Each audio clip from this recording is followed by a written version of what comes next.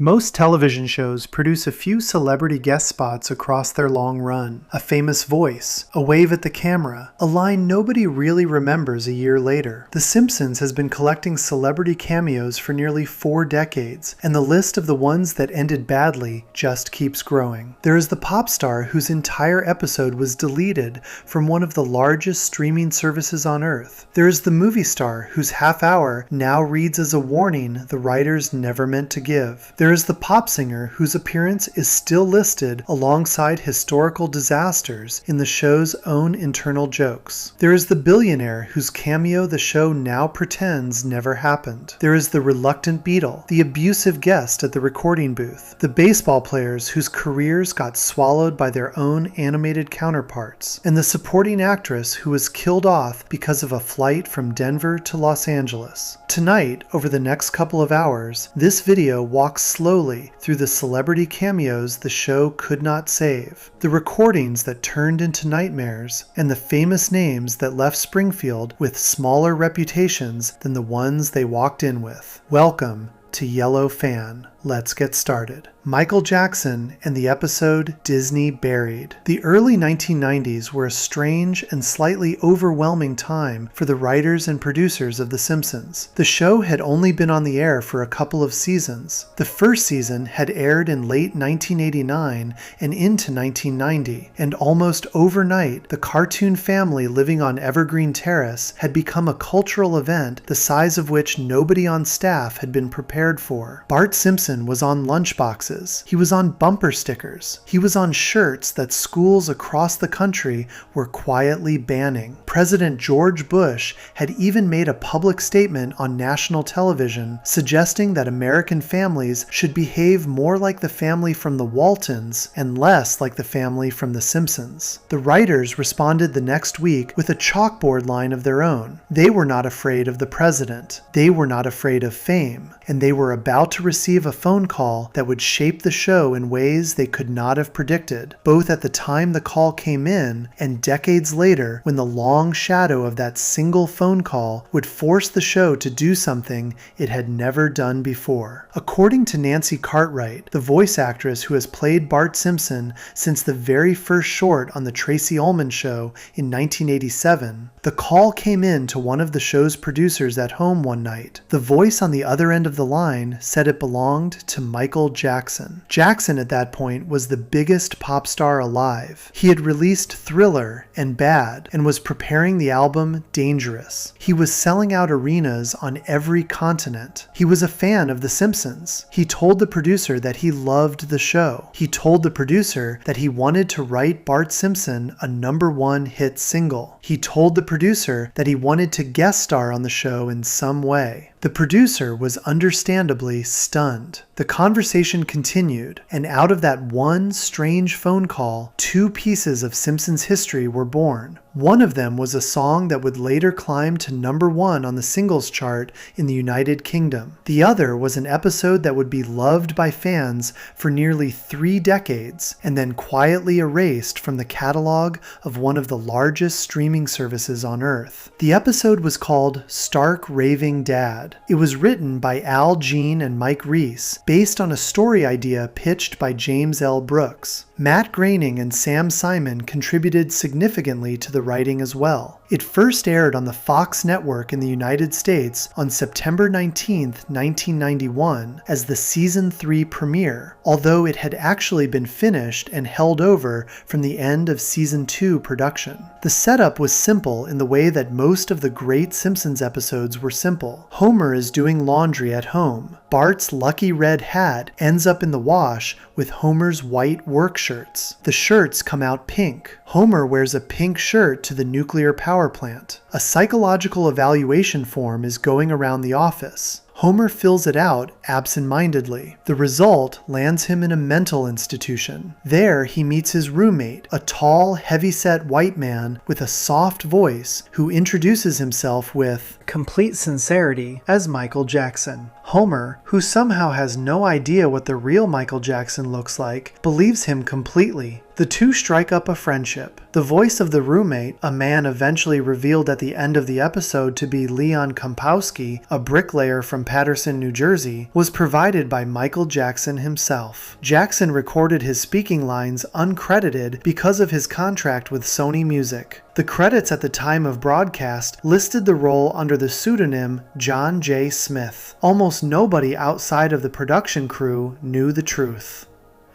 The singing voice in the episode was provided by an impersonator named Kip Lennon, because Jackson's contract did not allow him to perform vocally for another label.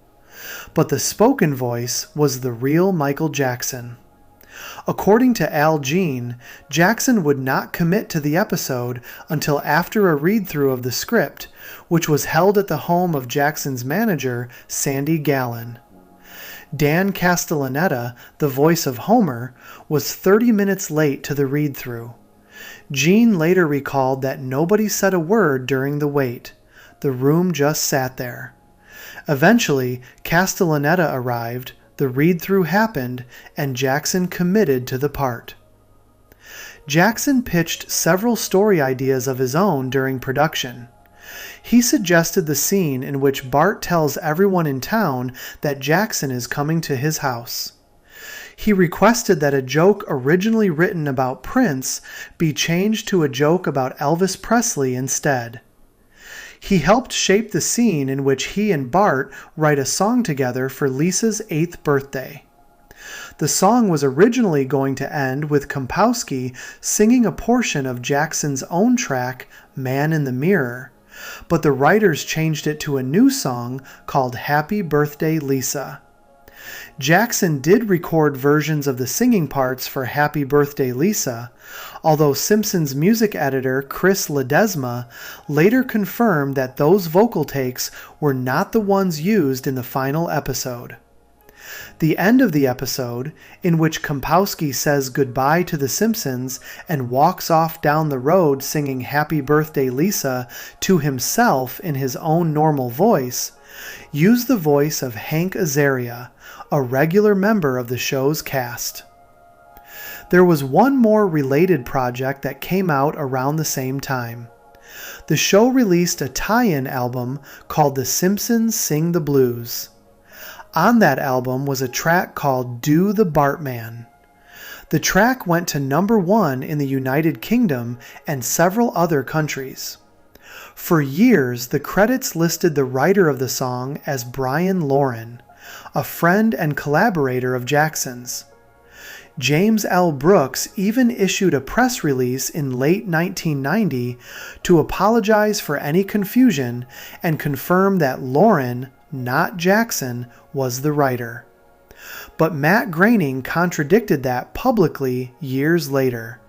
In a 1996 interview with the magazine Loaded, and again at an animation convention in 1998, Groening said openly that Jackson had co-written and co-produced the song, and that Jackson had insisted his own name be referenced in the lyrics. Brian Lauren himself eventually came out publicly in 2015 while selling the song's publishing rights, and stated that he had been the sole writer of the song and that Jackson had only contributed background vocals and the title. The story behind a single Simpsons tie-in track is still not fully agreed upon to this day. But the episode itself, Stark Raving Dad, was loved almost universally at the time of broadcast. For nearly 20 years, that love was not complicated. The episode aired in syndication. It appeared in fan polls and best of lists. The episode was rebroadcast by Fox on July 5, 2009, just over a week after Michael Jackson's sudden death on June 25th of that year. The accompanying Do the Bartman music video was aired on June 28, 2009, with a special tribute card. For a moment in 2009, the connection between Jackson and the show was something close to a memorial. Then came the year 2019. A documentary called Leaving Neverland premiered at the Sundance Film Festival in January of that year and aired on HBO over 2 nights on March 3rd and March 4th. It was directed by Dan Reed. It centered on 2 men, Wade Robson and James Safechuck, who described in detail what they said had happened to them as children when they had been close to Jackson. The documentary ran for 4 hours. It was watched by millions of people. The cultural reaction was immediate. Radio stations stopped playing Jackson's music. Streaming services pulled some of his content. The Jackson estate condemned the documentary and pointed to inconsistencies between the testimony in the documentary and earlier statements the men had given under oath.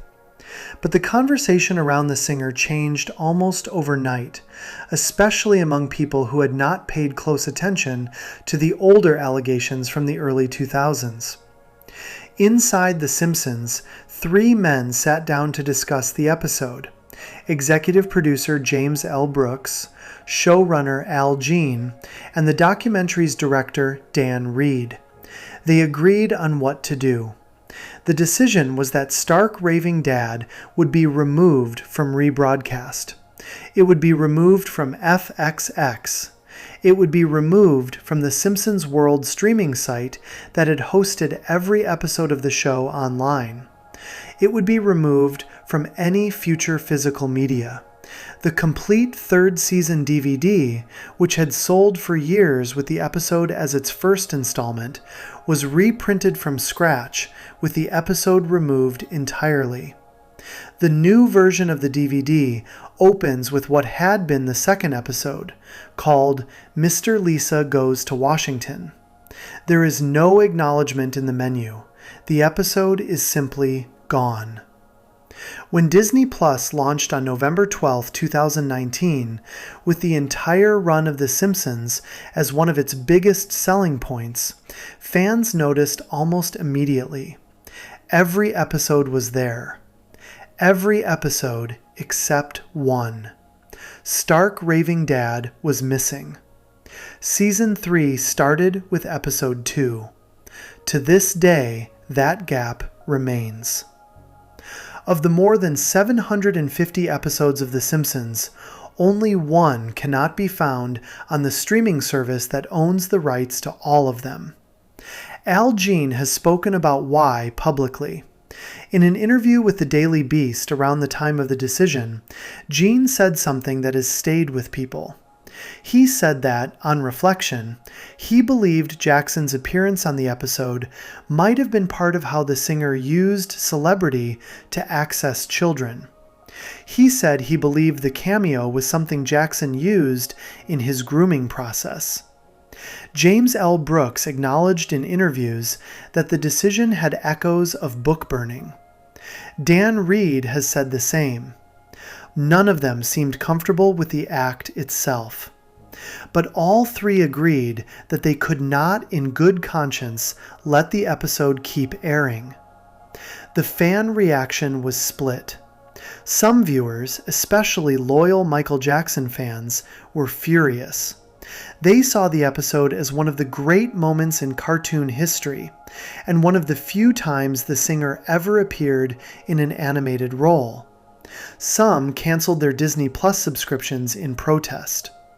Others argued the show was attempting to erase a part of its own history.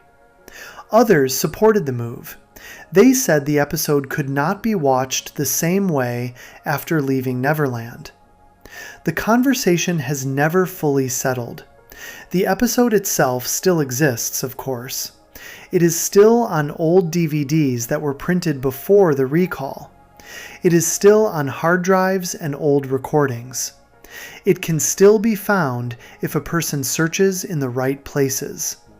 But officially, in the catalog of every legal place to watch the show, the episode does not exist anymore. It is the only one. Of every problematic Simpsons moment, of every offensive joke, of every controversial guest star across the show's enormous history, the only one that has been judged unwatchable enough to be removed is the one that featured the King of Pop, recorded under a fake name, in a soft and gentle performance about a heavy-set man who believed he was someone he was not. The cameo that had once made the show feel like a peer of the biggest pop star alive had become, by the end of the decade, the cameo the show could no longer stand to be associated with at all. Before we move on, if you're enjoying this analysis, please consider subscribing. It helps the channel tremendously.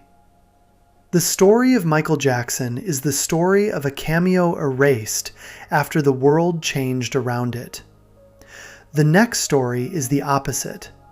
It is the story of a celebrity whose own behavior, years after his episode aired, slowly turned a once beloved Simpsons half hour into a cultural embarrassment. The cameo did not change. The man on the recording did not change. The world watching the episode changed everything around it. Section 2. Mel Gibson and the episode that aged like spoiled milk.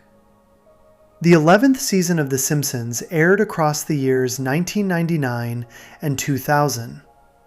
By the time the season was being prepared in the spring and summer of 1999, the show had been on the air for over a decade. The original, Golden Era staff that had built the show across seasons 3 through 8 had largely moved on. The new showrunner, Mike Scully, had taken over a few seasons earlier. The writing room had cycled through a wave of newer voices. The show was still drawing huge audiences every Sunday night, but the tone of the series had begun to shift in a direction that would later be debated endlessly by longtime fans. The early Simpsons had been a show that mocked the powerful. The newer Simpsons was, increasingly, a show that liked to invite the powerful onto the program and let them be themselves for 22 minutes. The 11th season opened with one of the clearest examples of that shift the show had ever produced. The episode was the first one of the new season. It was titled Beyond Blunderdome. It first aired on the Fox network in the United States on September 26, 1999. And the celebrity guest star at the center of the episode was the Australian-American film star and director Mel Gibson. In 1999, Gibson was one of the most beloved and respected names in American film. He had won the Academy Award for Best Director and the Academy Award for Best Picture for Braveheart in 1996. He had carried the Lethal Weapon franchise across 4 films. He had starred in the Mad Max trilogy.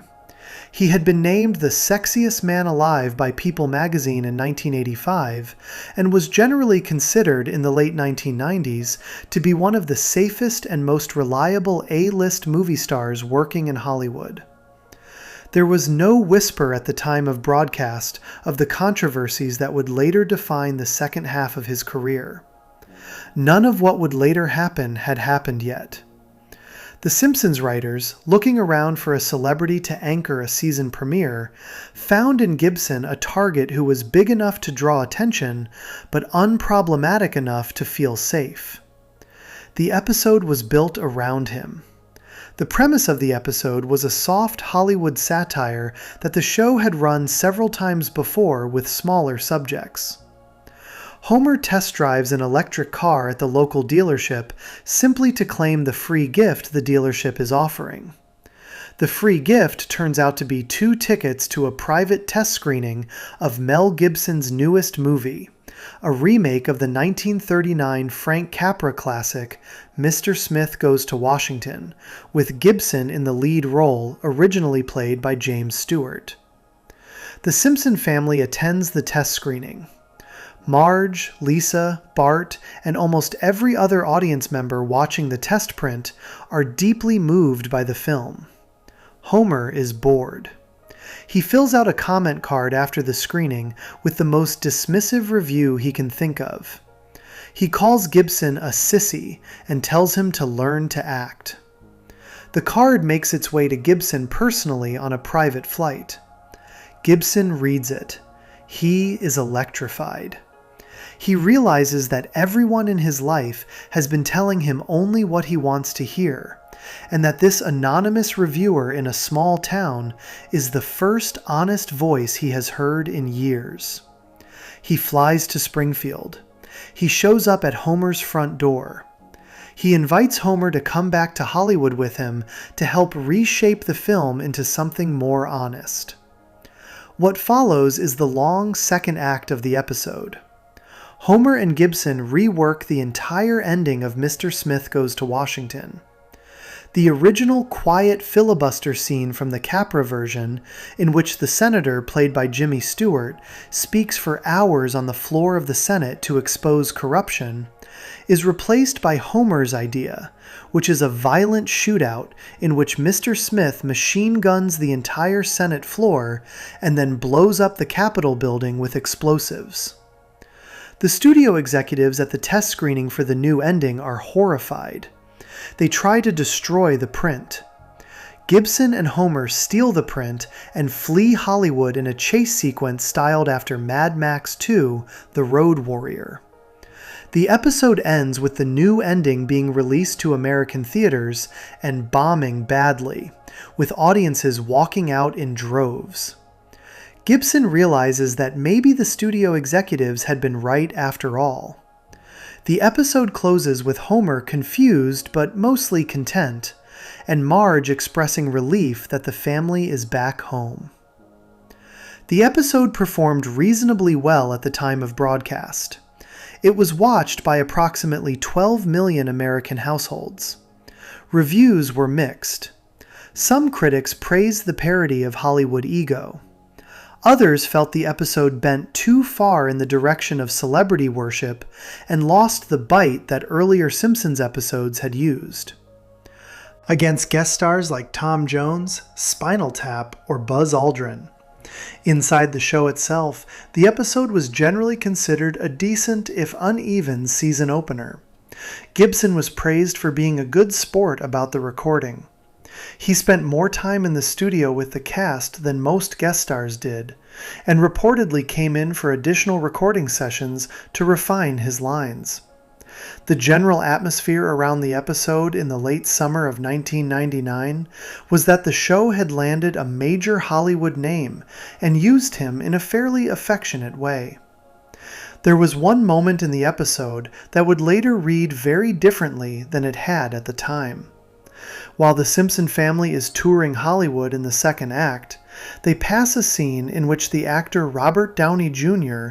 is engaged in an active shootout with the Los Angeles Police Department in the middle of the street. Marge, watching from the tour bus, assumes the shootout is a movie being filmed. Bart corrects her. He points out that there are no cameras anywhere on the scene. The joke was a direct reference to Downey's well-documented arrests and drug problems in the late 1990s, which had been front-page news at the time the episode was being written. The implication of the gag was that Downey had become so addicted, so reckless, and so detached from reality that he was effectively destroying his career in public view. In 1999, the joke landed without controversy. The years that followed would, by every available measure, completely reverse that reading. Downey would get sober, stay sober, become Iron Man for Marvel Studios, win an Academy Award for Oppenheimer in 2024, and be named one of the most respected and bankable actors in modern American film. The joke about him in Beyond Blunderdome aged into something that read less like a satire of an unstable man, and more like a snapshot of a moment in time when Hollywood had given up on someone the world would later embrace completely. The bigger reversal, however, was happening to the celebrity at the center of the episode himself. The first major incident came on July 28, 2006. Mel Gibson was arrested in Malibu, California for driving under the influence. According to the police report, during the arrest, Gibson launched into a sustained anti-Semitic tirade. He blamed the Jewish people for all of the wars in the world. He asked the arresting officer if he was Jewish. The arrest report leaked almost immediately, and Gibson issued a public apology several days later, but the damage was done. The following year, his film The Passion of the Christ, which he had directed and which had been released in 2004, came under renewed scrutiny for what some viewers had argued at the time were anti-Semitic implications in its depiction of the Jewish authorities of ancient Jerusalem.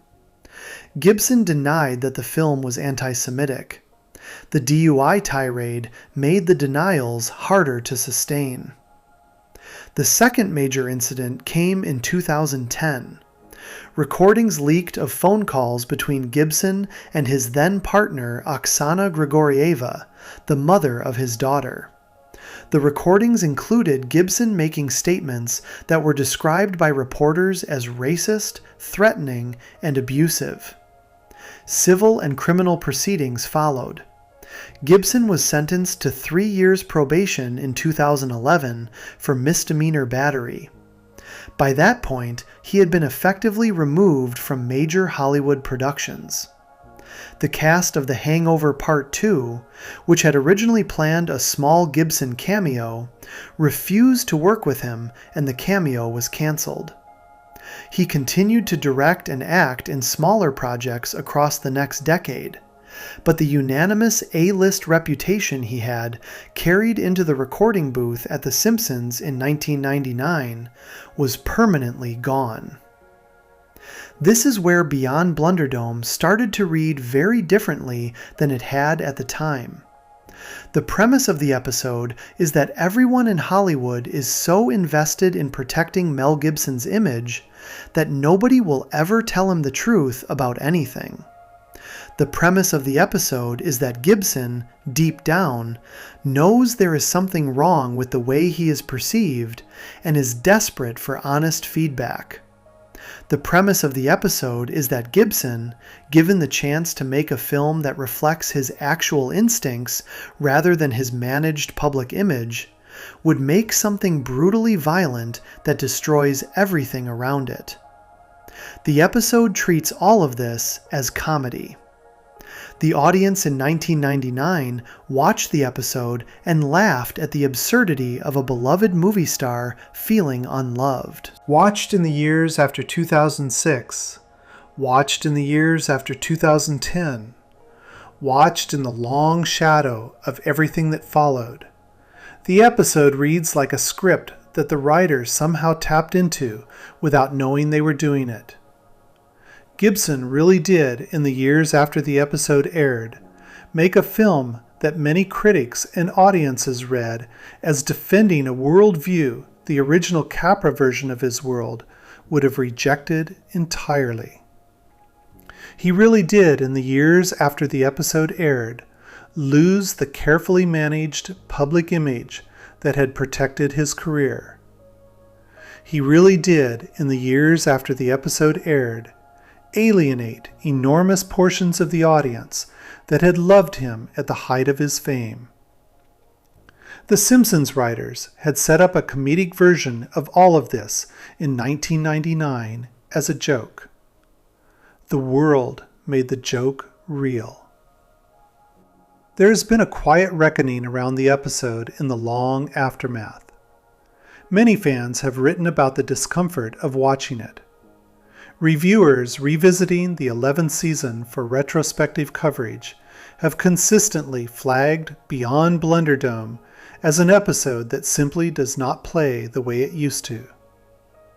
Some viewers, particularly Jewish viewers, and viewers from the LGBT community, whose communities were the targets of Gibson's later statements, have described skipping the episode entirely.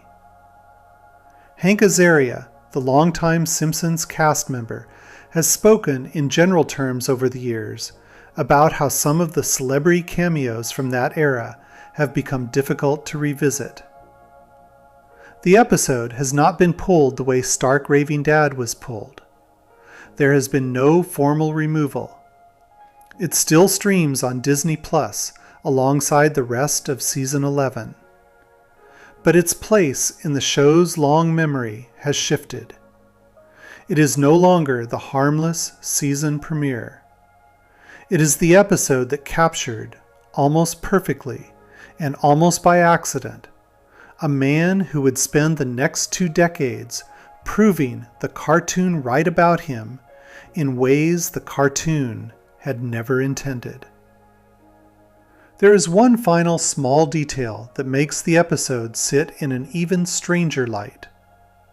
The Simpsons writers in 1999 had Mel Gibson's character on the show say openly that he was tired of everyone loving him so much. He wanted, just once, for someone to dislike him. By the late 2000s and into the 2010s, in the real world outside the cartoon, Mel Gibson got his wish. The cartoon had handed him exactly what the cartoon had said he wanted.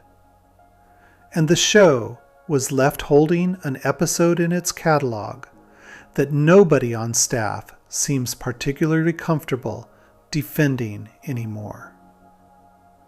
Before we move on, if you're enjoying this analysis, please consider subscribing.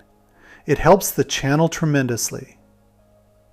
The story of Mel Gibson is the story of a celebrity whose later life slowly poisoned an old episode of the show. The next story is the opposite. An episode hated the moment it aired, with the show itself later reaching back into its own catalog to put a public joke at the episode's expense in front of millions of viewers. Section 3. Lady Gaga and the episode that broke The Simpsons. The 23rd season of The Simpsons aired across the years 2011 and 2012. By the time the season was being prepared, the show had been on the air for over 2 decades.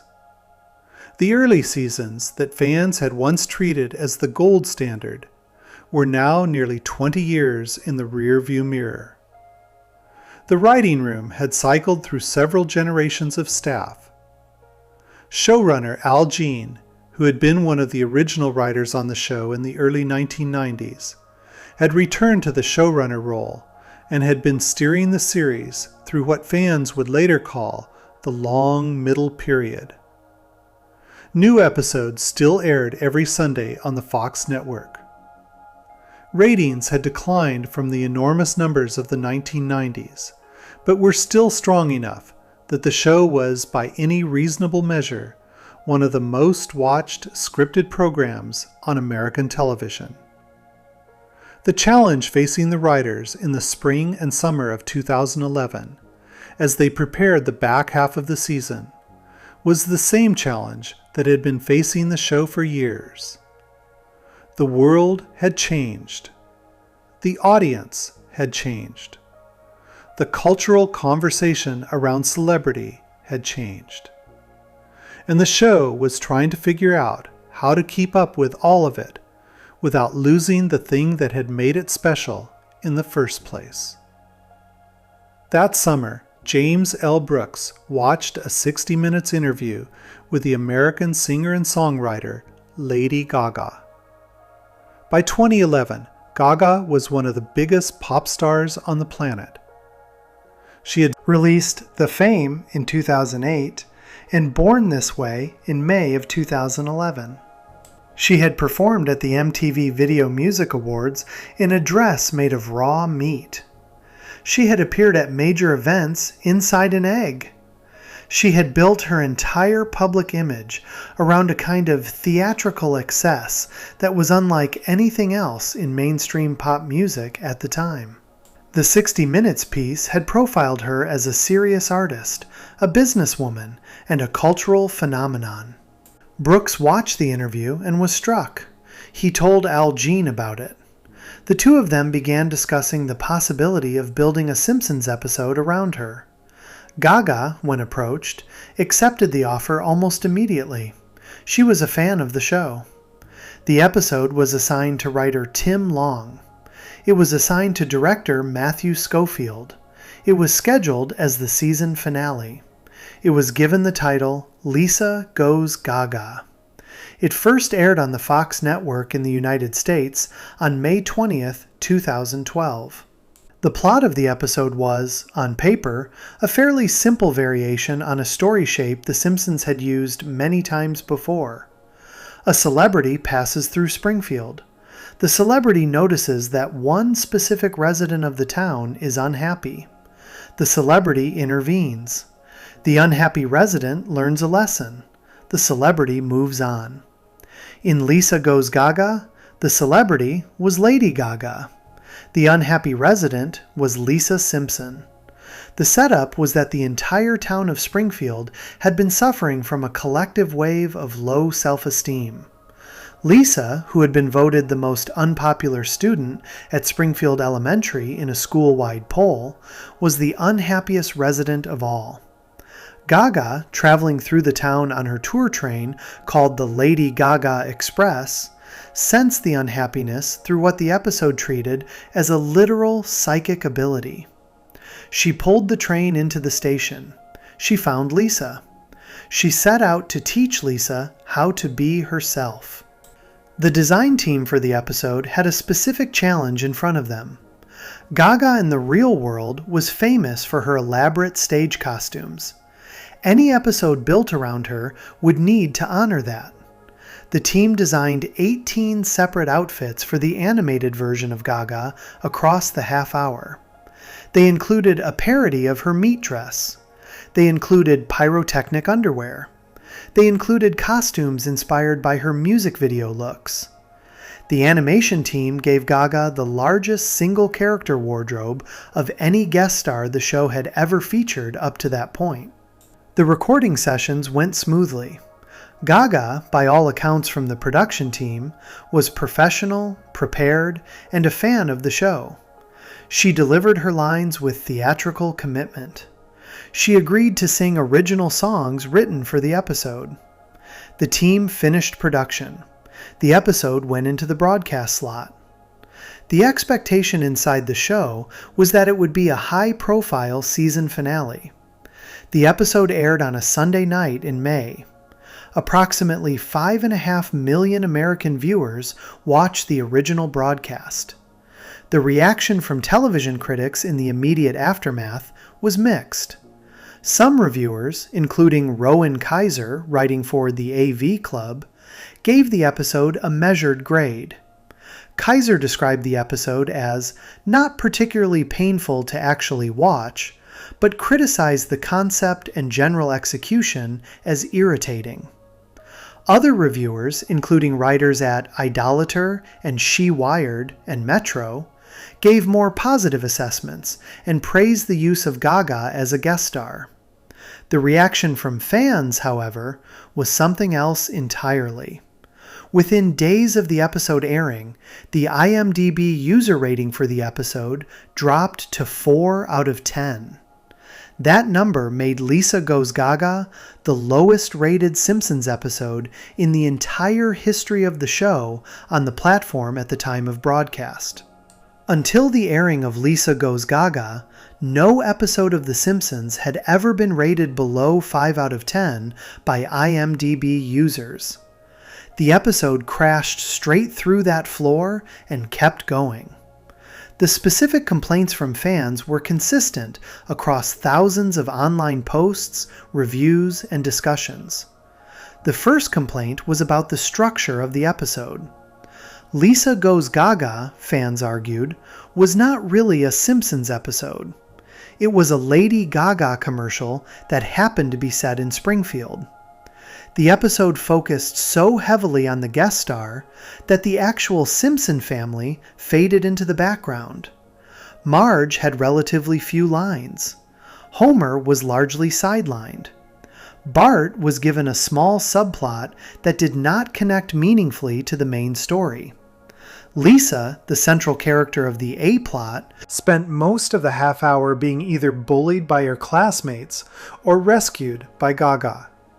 The dynamic between Lisa and her family, which had been the core of countless earlier Simpsons episodes about Lisa's loneliness and isolation, was almost entirely absent. Gaga had taken the role that Marge or Homer or even a teacher would normally have played in a Lisa episode from the show's earlier years. The second complaint was about the characterization of Lisa herself. Fans argued that the version of Lisa in Lisa Goes Gaga was not the Lisa they recognized from 20-plus years of the show. The Lisa Simpson of the early seasons had been a confident, principled, independent thinker who often stood apart from her peers because of her values and her intellect. The Lisa of Lisa Goes Gaga was a girl who needed to be told by a passing pop star that being herself was acceptable.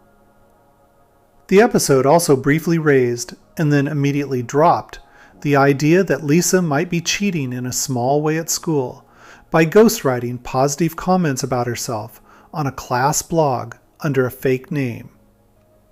The plot point was introduced and abandoned within minutes. Fans argued that the abandonment of that subplot showed how rushed the episode's actual writing had been. The plot point that could have been the entire story of the episode had been treated as filler. The third complaint, and probably the loudest one, was about the way Gaga herself was depicted within the world of the show. The episode treated Gaga not as a pop star, but as something close to a savior. The town of Springfield, in the world of the episode, was depressed. Gaga arrived. Gaga sang. Gaga touched people. Gaga healed them. The visual language of the episode showed townspeople gazing up at her with adoration. The score swelled when she performed. Lisa, by the end of the episode, was singing a duet with her on stage and embracing her completely. The whole arc had the shape of a religious revival.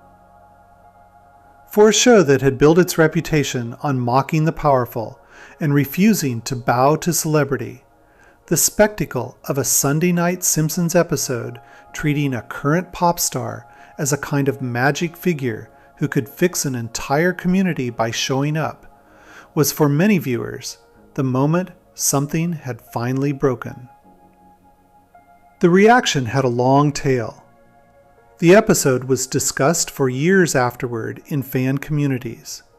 Worst of lists across multiple Simpsons commentary websites placed Lisa Goes Gaga at or near the very top. The website Phantom Strider, which produced popular video reviews of animation, ranked the episode as the single worst episode of the entire Simpsons run on its dedicated Worst Simpsons Episodes list. The IMDb rating did not recover. The episode held the lowest rating in the show's history for years. Fan podcasts dedicated entire episodes to taking the half hour apart. The phrase Lisa Goes Gaga became a kind of shorthand inside the Simpsons fan community for the worst tendencies of the modern show. When a later episode was bad, a common comment in online discussion threads was that at least it was not as bad as Lisa Goes Gaga. The most striking part of the long aftermath was how the show itself eventually responded to it. Most television series, when an episode is widely hated, either pretend it never happened or quietly recycle the premise into something that works better next time. The Simpsons did neither. In 2023, more than a decade after the original episode, the writers aired an episode in the 34th season called Hostile Kirk Place. In a single scene during a Springfield elementary school board meeting, the parents of Martin Prince argued that every dark chapter in the town's history should be enshrined in the official curriculum so that children would learn from them. They listed examples. Among the examples they listed, alongside actual historical disasters from the world of the show, was, in plain dialogue, the Lady Gaga visit. The implication was clear. The show, in its own internal joke, was openly classifying Lisa Goes Gaga as one of the most shameful events in Springfield's long fictional history. The writing room had decided, after over a decade of fan complaints, that the easiest way to handle the legacy of the episode was to admit it had been a disaster. There has been one quiet defense of the episode in the years since. Some writers, including a contributor at the games and entertainment website The Gamer in 2022, have argued that Lisa Goes Gaga is actually not the worst episode of the show, and that its reputation as the worst is more a reflection of the cultural moment in which it aired than of the actual quality of the half hour. The argument runs that other episodes from the same era are equally bad or worse, and that Lisa Goes Gaga simply got loaded down with a decade of accumulated frustration about the direction of the show. The defense has not changed the general fan consensus, but it has added a small layer of complication to the conversation. There is one more detail that matters to the long story of the episode. Gaga herself, in the years that followed her Simpsons appearance, became one of the most respected performers in American entertainment. She won an Academy Award for the song Shallow from A Star Is Born in 2019. She was inducted into the Songwriters Hall of Fame. She was named the headline performer for the halftime show of Super Bowl 51 in 2017, a performance widely considered one of the strongest halftime shows in the history of the event. The version of Gaga who appeared in Lisa Goes Gaga in 2012 had been at a particular moment in her career, a moment when her public image had been built almost entirely around theatrical eccentricity and shock costumes. The episode froze her at that moment. The version of her who exists in the cultural memory now is a much larger and more serious figure than the one the episode preserved. The animated character on Lisa Goes Gaga represents a Lady Gaga who, in some ways, no longer exists. The episode itself still streams on Disney Plus alongside the rest of season 23. It has not been pulled. It has not been edited. It airs in syndication along with every other episode of its era. But the consensus around it remains as fixed as the consensus around almost any episode in the show's long history. It was the moment when the celebrity worship that had been creeping into the show across the previous decade reached its loudest possible expression. It was the moment when fans stopped giving the show the benefit of the doubt. It was the moment when the writing room produced an episode so out of step with the show's own legacy that even the show itself eventually agreed that it had been a mistake. And it was, in a long pattern of celebrity cameos that aged badly, the only one that the show itself eventually treated as a public joke at the celebrity's expense, without the celebrity even being in the room. Before we move on, if you're enjoying this analysis, please consider subscribing. It helps the channel tremendously. The story of Lady Gaga is the story of a cameo that broke something in the fan relationship with the show. The next story is about a cameo nobody hated at the time, but which quietly turned into one of the most disowned half hours in the show's modern run, because the celebrity at its center now owns one of the largest social media platforms on Earth. Section 4. Elon Musk and the episode the show now pretends did not happen. The 26th season of The Simpsons aired across the years 2014 and 2015. By the time the season was being put together, the show had been on the air for over a quarter of a century. The writing room had been through almost every kind of guest star arrangement imaginable. Politicians had appeared on the show. Astronauts had appeared on the show. Pop stars and movie stars and rock bands had appeared on the show. The pattern that had emerged across the show's modern era was that the writers would notice a major figure in the news, reach out to that figure's representatives, and offer them a half hour built around their particular celebrity persona. Sometimes the cameo worked. Sometimes the cameo aged poorly. The selection of guest stars in the modern era of the show had become a kind of running gamble on which famous person, in the long view of history, would still be admired in 5 years, and which would not. In the spring and summer of 2014, as the writers were preparing the second half of the season, they made a bet on a particular figure who, at that exact moment, was being widely celebrated in the American business press as a genius inventor and visionary entrepreneur.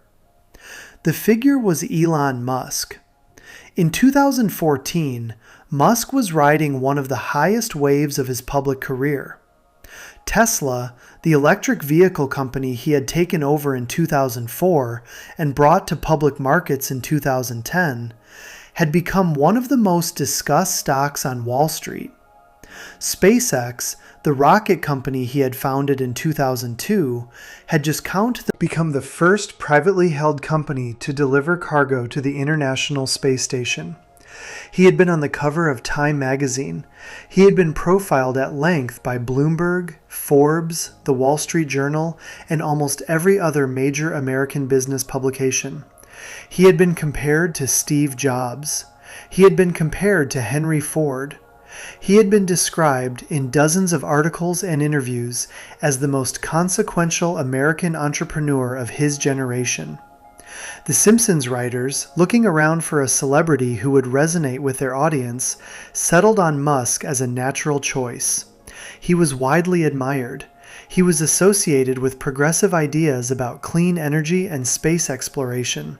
He had a following. The writers reached out. Musk accepted the offer. He had been a fan of the show since attending university. The episode was assigned to writer Neil Campbell. It was assigned to director Matthew Nastuk. It was given the title, The Musk Who Fell to Earth. It first aired on the Fox network in the United States on January 25, 2015. Showrunner Al Jean stated in interviews around the broadcast that the writers had tried to make the episode not a pure celebration of Musk. He said they had tried to include moments that pushed back on Musk's perceived ego. The final episode does include a few small jabs at his image. Most of those jabs, however, are surrounded by a much larger volume of warm and admiring material. The overall impression of the episode at the time of broadcast was that the writers had made a sincere effort to honor a figure they considered important. The setup of the episode is built around a strange and somewhat dark opening sequence. The Simpson family discovers a bald eagle in their backyard. The eagle is an aggressive bird that destroys their birdhouse and steals their infant daughter Maggie before being recovered. Homer initially wants to kill the eagle. Lisa convinces him that the family should nurse the bird back to health. The family spends, according to the dialogue inside the episode, 4 weeks caring for the eagle. They become attached to it. Marge tells the eagle that she loves it. Bart says the same. The family takes the eagle out into their backyard to release it. The eagle takes off into the sky.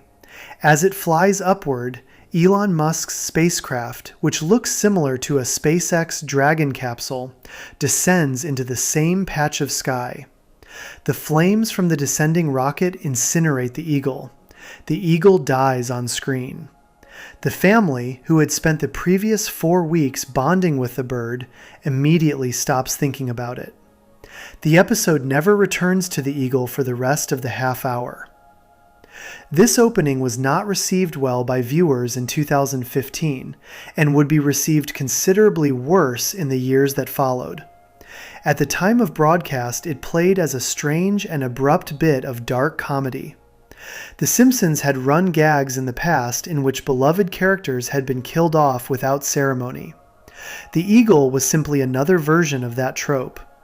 In retrospect, after Musk's company SpaceX began launching rockets out of its facility at Boca Chica in Texas, and after extensive reporting documented the impact those launches were having on local migrating bird populations within Boca Chica State Park, the gag would read very differently. A gag that had been a cartoon non sequitur in 2015 would become, by the late 2010s, an unintentional preview of an actual environmental controversy involving the same man whose rocket had killed the cartoon eagle. The body of the episode follows a familiar pattern. Musk arrives in Springfield because he is looking for inspiration. He befriends Homer almost immediately. He is impressed by Homer's stream of consciousness ramblings, which the episode treats as the unfiltered creative thinking that a genius like Musk is hungry for. He takes Homer's nonsense and turns it into world-changing inventions. He partners with Mr. Burns at the nuclear power plant. He fills Springfield with self-driving electric cars. He turns the town into a model of futuristic efficiency. The episode treats all of this with a strange tone of awe. The score swells when Musk has an idea. The camera pushes in on his face. Lisa, the principled environmentalist progressive of the show, is consistently the character who defends Musk most loudly. At one point in the episode, Lisa describes Musk in plain dialogue as the world's greatest living inventor. The line is delivered without irony.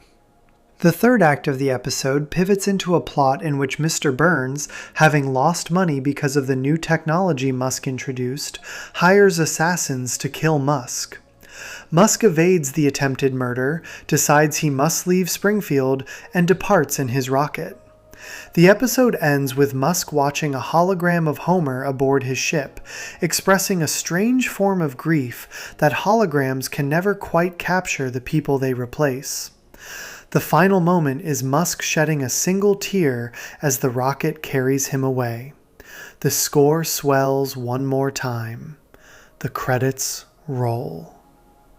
The reaction at the time of broadcast was mixed and somewhat muted. Approximately 3.5 million American viewers watched the original airing. Reviews from television critics were not positive. Critics pointed out that the central premise made little sense, that the depiction of Musk was so reverent that it stripped the episode of comedy, and that Lisa's role as Musk's loudest defender felt out of character for a girl who, in the show's earlier seasons, had been deeply skeptical of unaccountable wealth and power. The Guardian, in a 2022 retrospective, would later describe the episode as perhaps the most fawning of all of Musk's many media cameos. At the time of broadcast, however, the episode was simply considered another middling installment in a season full of middling installments.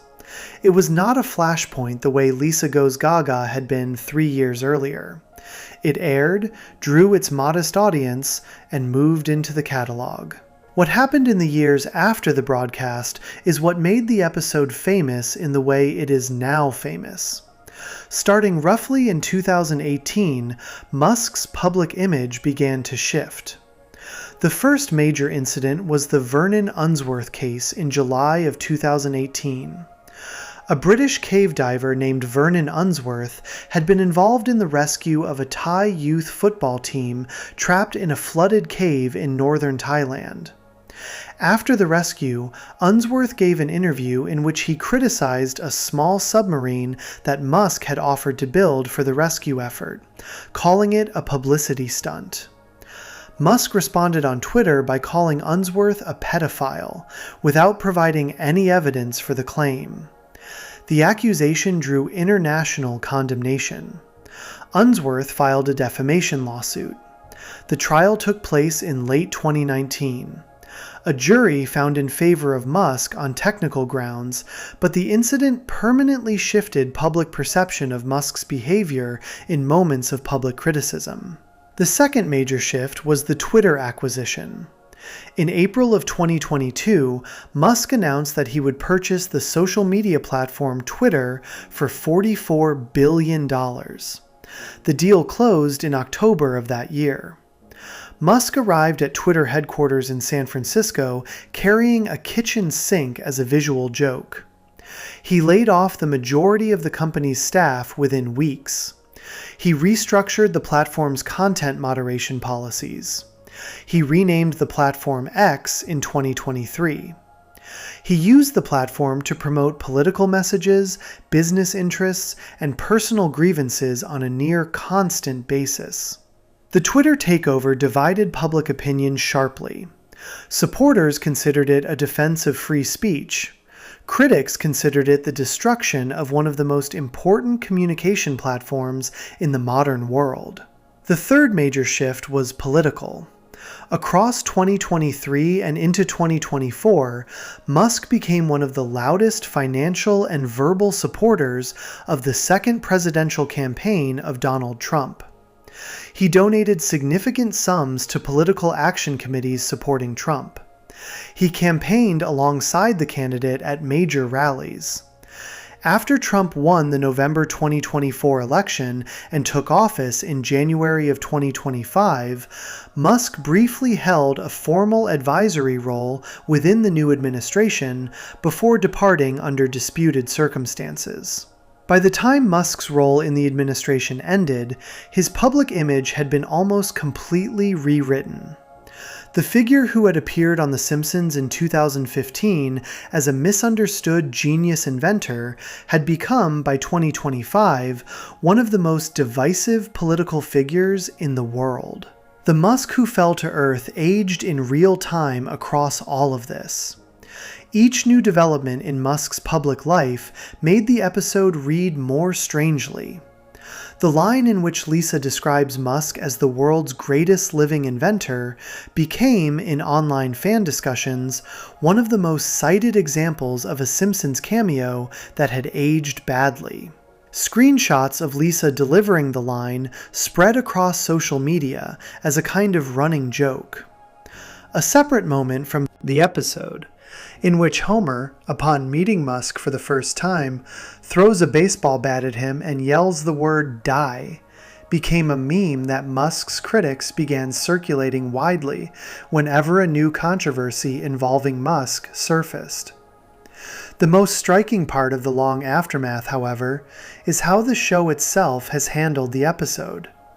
The Simpsons writing room, which had openly mocked the Lady Gaga episode within its own catalog through the hostile Kirk Place reference in 2023, has not done the same for the Musk who fell to Earth. The episode has not been pulled. It still streams on Disney+. It has not been edited, but the show has, by every available indication, simply chosen to never speak of it again. Showrunners and writers in interviews about the show's long history have not brought it up. The episode has been left in the catalog the way an embarrassing photograph might be left in an album that nobody opens. The episode that had been built around one of the most celebrated business figures of the early 20-teens had become, by the middle of the 2020s, a half hour the show seemed to wish had never been recorded.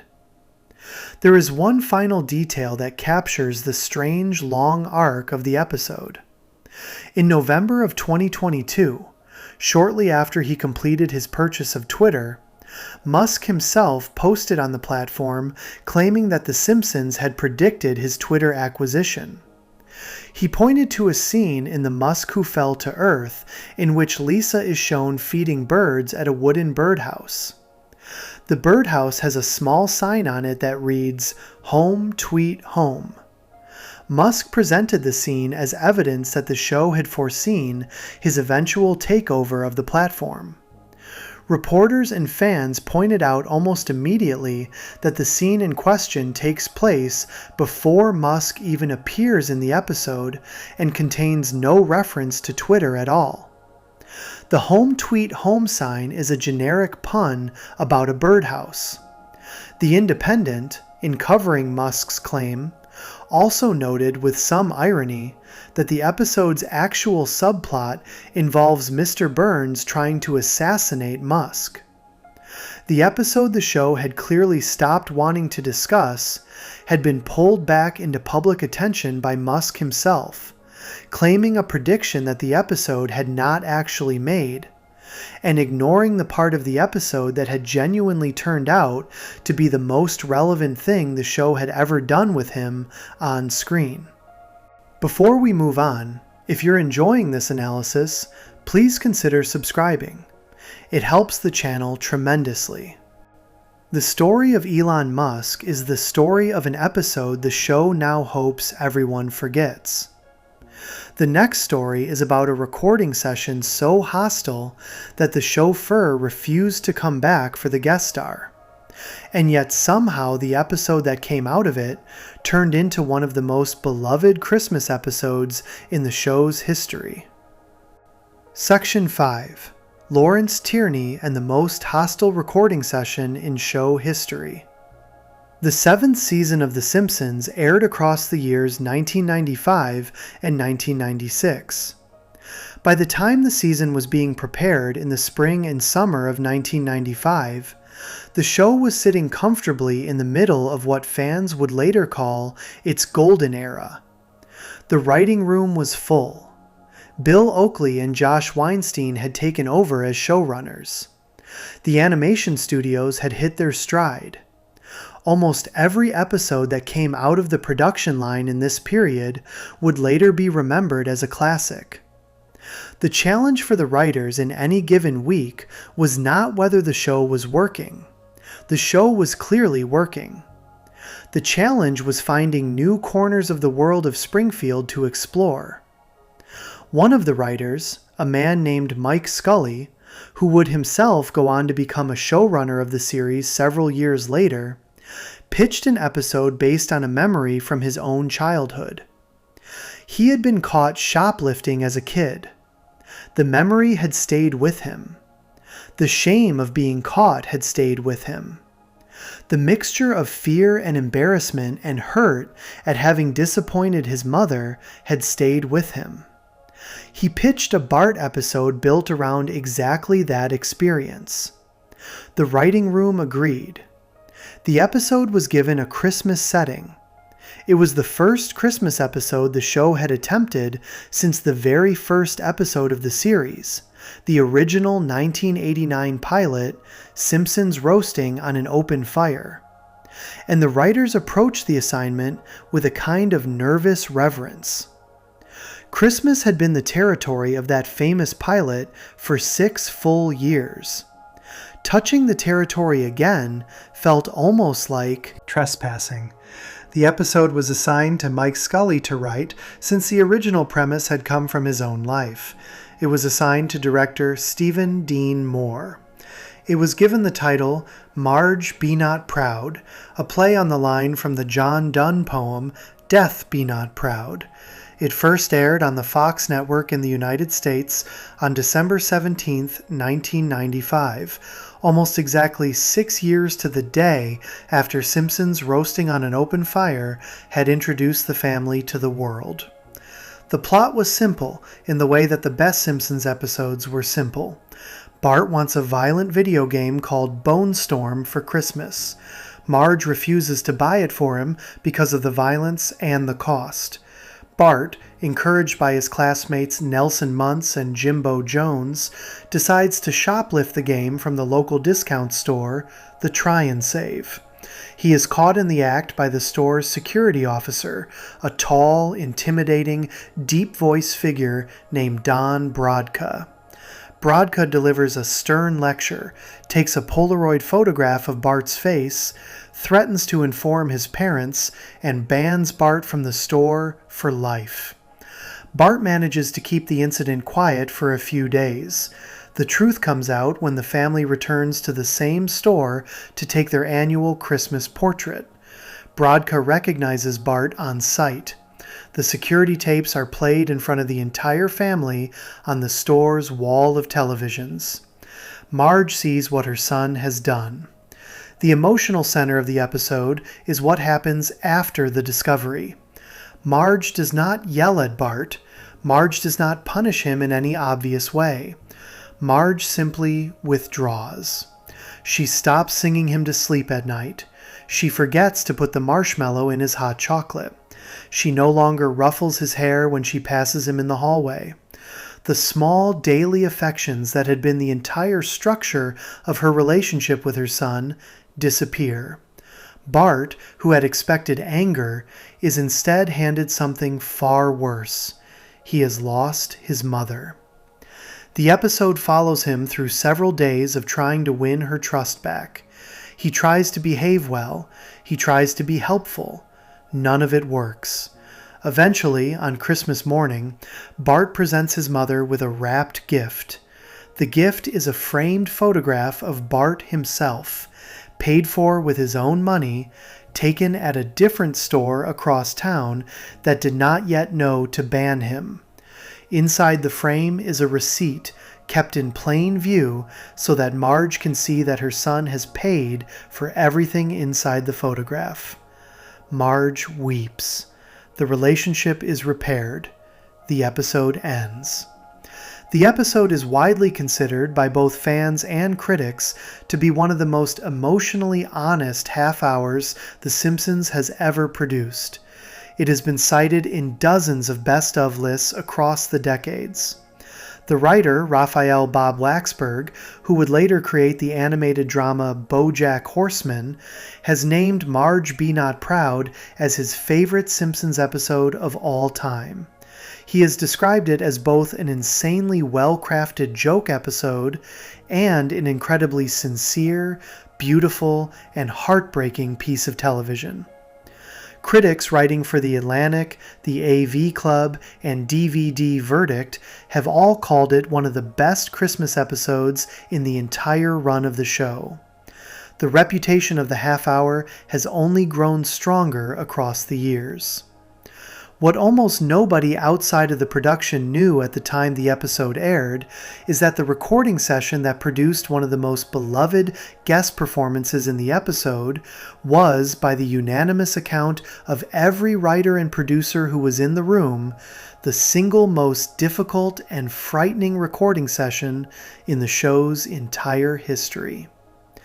The story has been told in the audio commentary on the complete 7th-season DVD, in interviews with Bill Oakley and Josh Weinstein, and in countless retrospective pieces about the episode. The story is consistent across every retelling. It involves a single guest star. The guest star was the American actor Lawrence Tierney. Tierney, by 1995, was a Hollywood figure with a long and complicated reputation. He had been a major star in the 1940s, playing tough guys and gangsters in films like Dillinger in 1945 and Born to Kill in 1947. His career had gone through long periods of inactivity and revival across the decades. By the early 1990s, he had become a kind of cult figure for a younger generation of filmmakers because of his appearance as Joe Cabot, the elderly crime boss in Quentin Tarantino's 1992 film Reservoir Dogs. The set of Reservoir Dogs reportedly been a difficult environment because of him. Tierney was known across the industry for being volatile, intimidating, and openly hostile to the people around him. He had been arrested multiple times across his life on charges including assault, public intoxication, and disturbing the peace. He had appeared on the sitcom Seinfeld in 1991 as the father of Elaine Benes. The Seinfeld appearance had become legendary for the wrong reasons. Tierney had reportedly terrified the cast and crew during filming. The character was never written into the show again. Larry David, the co-creator of Seinfeld, would later use the threat of bringing Tierney back as a kind of running joke to scare his writing staff into compliance for years afterward. The Simpsons writers, casting the role of Don Brodka in the summer of 1995, did not know any of this. They were looking for an actor who could deliver the right kind of intimidating, world-weary security guard. Tierney's voice fit the character perfectly. The casting was approved. Tierney was scheduled to come into the recording booth. What happened in that booth has been described by Josh Weinstein as the craziest guest star experience the show ever had. Tierney arrived. He was, by every account, in a difficult mood from the moment he walked in. He began making demands almost immediately. The first demand was that he wanted to perform the entire role in a Southern accent. The character of Don Brodka, as written, was a generic American urban security guard. There was no Southern element to the character at all. The animation, which was already in production overseas in South Korea, had been built around the assumption that the character would speak in Tierney's distinctive, deep New York accent. The writers explained this. Tierney was unconvinced. He continued to push for the Southern accent for some time before finally agreeing to drop the demand and read the part in his own voice. The second demand was more disruptive. Tierney refused to perform any line if he did not personally understand the joke being made. The script of a Simpsons episode at this stage of the show's history was full of jokes that depended on a particular rhythm or context. A line that read flat on the page would land beautifully when delivered with the right timing alongside the animation. The voice actor's job, in most cases, was simply to read the line as written and trust the rest of the production to assemble the comedy around it. Tierney did not work that way. He stopped at almost every line he did not personally find funny. He demanded explanations. He argued with the writers. He refused to continue until he was satisfied. The recording session, which should have lasted a few hours, dragged on far longer than scheduled. The most famous, specific moment from the session involved a scene in the script in which Don Brodka leaves a long, threatening message on the Simpson family answering machine. The joke of the scene, as written, was that Brodka simply kept talking on the answering machine, becoming more and more annoyed at the lack of response, while Bart frantically tried to delete the tape before his parents could hear it. Tierney could not understand why the Brodka character would keep talking if there was no one on the other end of the line. The logic of the scene escaped him. He refused to read the lines as written. Josh Weinstein, the co-showrunner, had to physically enter the recording booth and stand inside it with Tierney. Weinstein then improvised in real time a series of fake responses from the Marge character. He would say a line as Marge. Tierney, hearing the response, would believe he was actually talking to someone and would deliver the next line of his own dialogue. Weinstein's lines were edited out of the final scene, leaving only Tierney's deliveries, which then played the way the original script had always intended. The actual answering machine joke that millions of viewers eventually heard had only worked because someone had been forced to lie to the actor in real time about the reality of what he was performing. The hostility was not limited to the script. Tierney reportedly yelled at members of the production staff. He intimidated employees who came in and out of the booth. The general atmosphere around him was one of constant, low-level fear. The session ended. Tierney departed.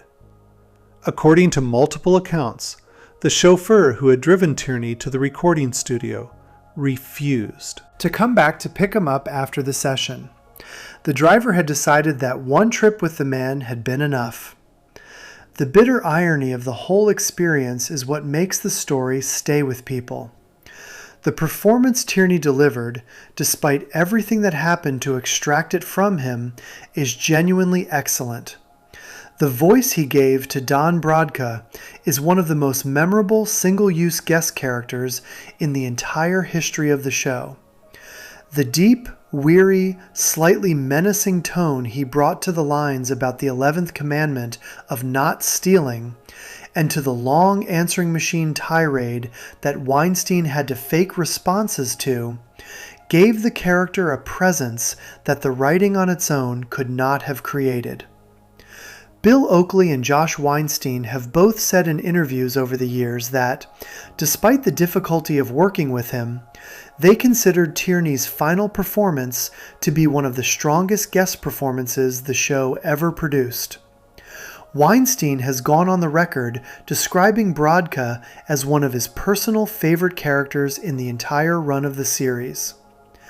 The actor who had terrorized the writing room had, somehow, also handed the writing room exactly what they had needed.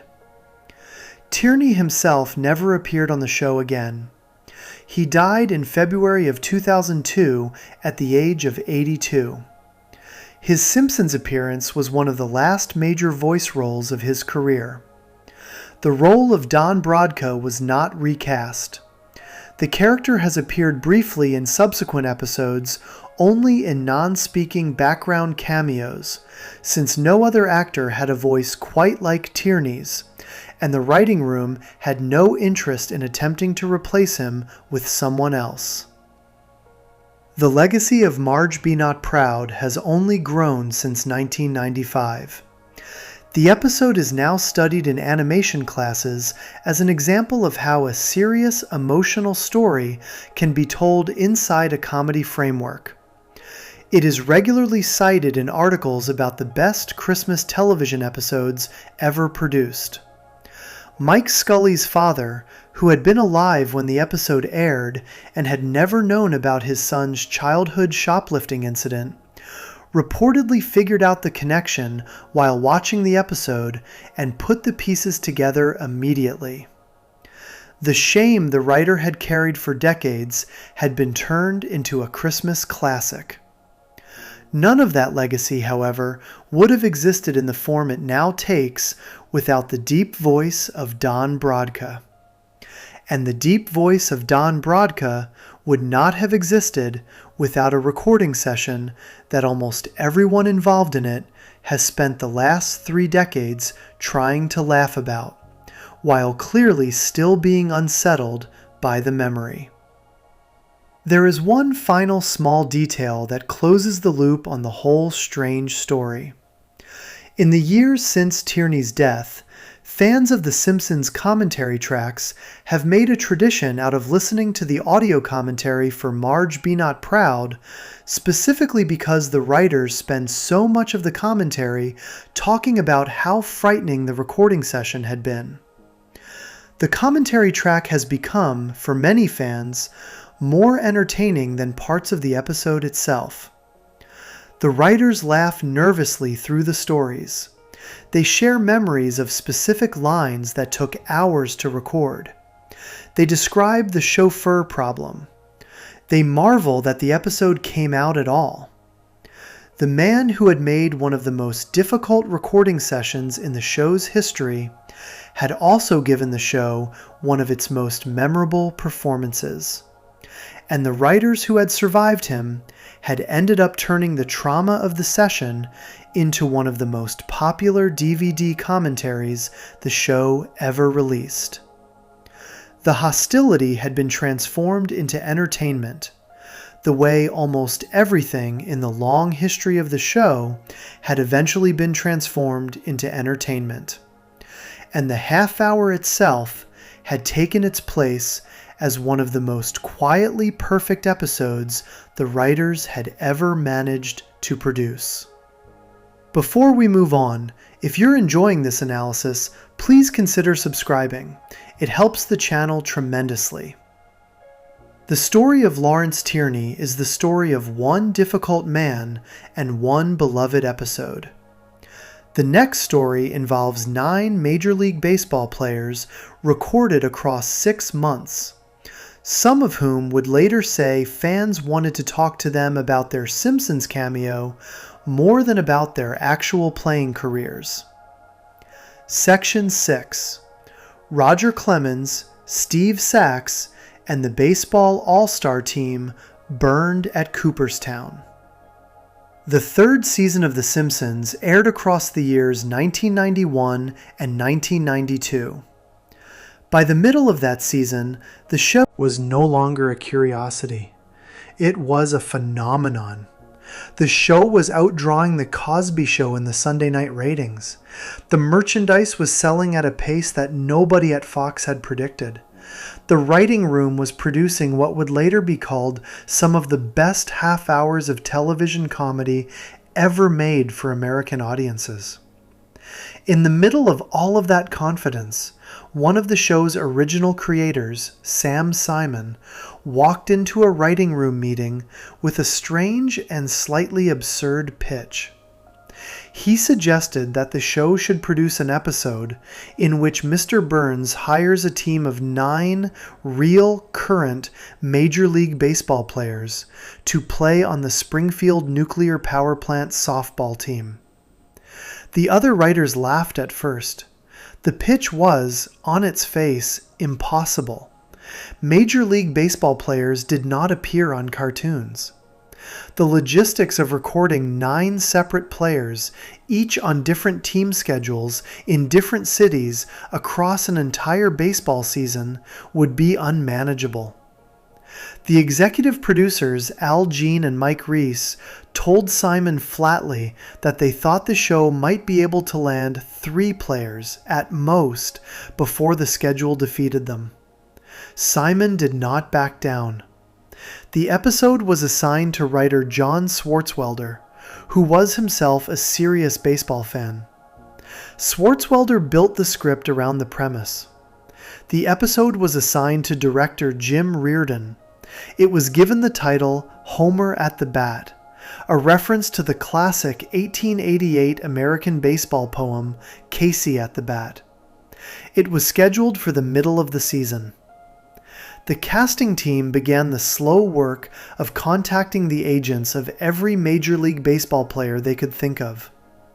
The plan was to cast the team in waves. The recording would happen across whatever windows of availability the players had whenever their teams came west to play the Los Angeles Dodgers or the California Angels. The whole production became, in the words of Al Jean years later, a kind of fantasy baseball draft with each player in the room being treated as a real pick. The final cast was extraordinary. Roger Clemens of the Boston Red Sox, who at the time was already a multiple Cy Young Award winner and one of the most dominant pitchers in the sport. Wade Boggs of the Boston Red Sox, who would later be inducted into the Baseball Hall of Fame. Ken Griffey Jr. of the Seattle Mariners, who would later become one of the most beloved players in the history of the game and a Hall of Fame inductee in his own right.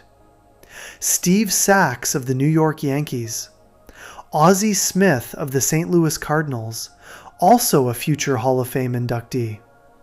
Jose Canseco of the Oakland Athletics. Don Mattingly of the New York Yankees. Darryl Strawberry of the Los Angeles Dodgers. Mike Scioscia of the Los Angeles Dodgers. 9 players. 9 separate recording sessions. 6 months of production time. 2 players, the Hall of Fame infielder Ryne Sandberg and the Hall of Fame catcher Carlton Fisk, were also asked but turned down the offer. The casting team accepted those refusals and moved on. Everyone else who had been approached said yes. The recording sessions themselves were, by every account from the production team, a mixture of professionalism and chaos.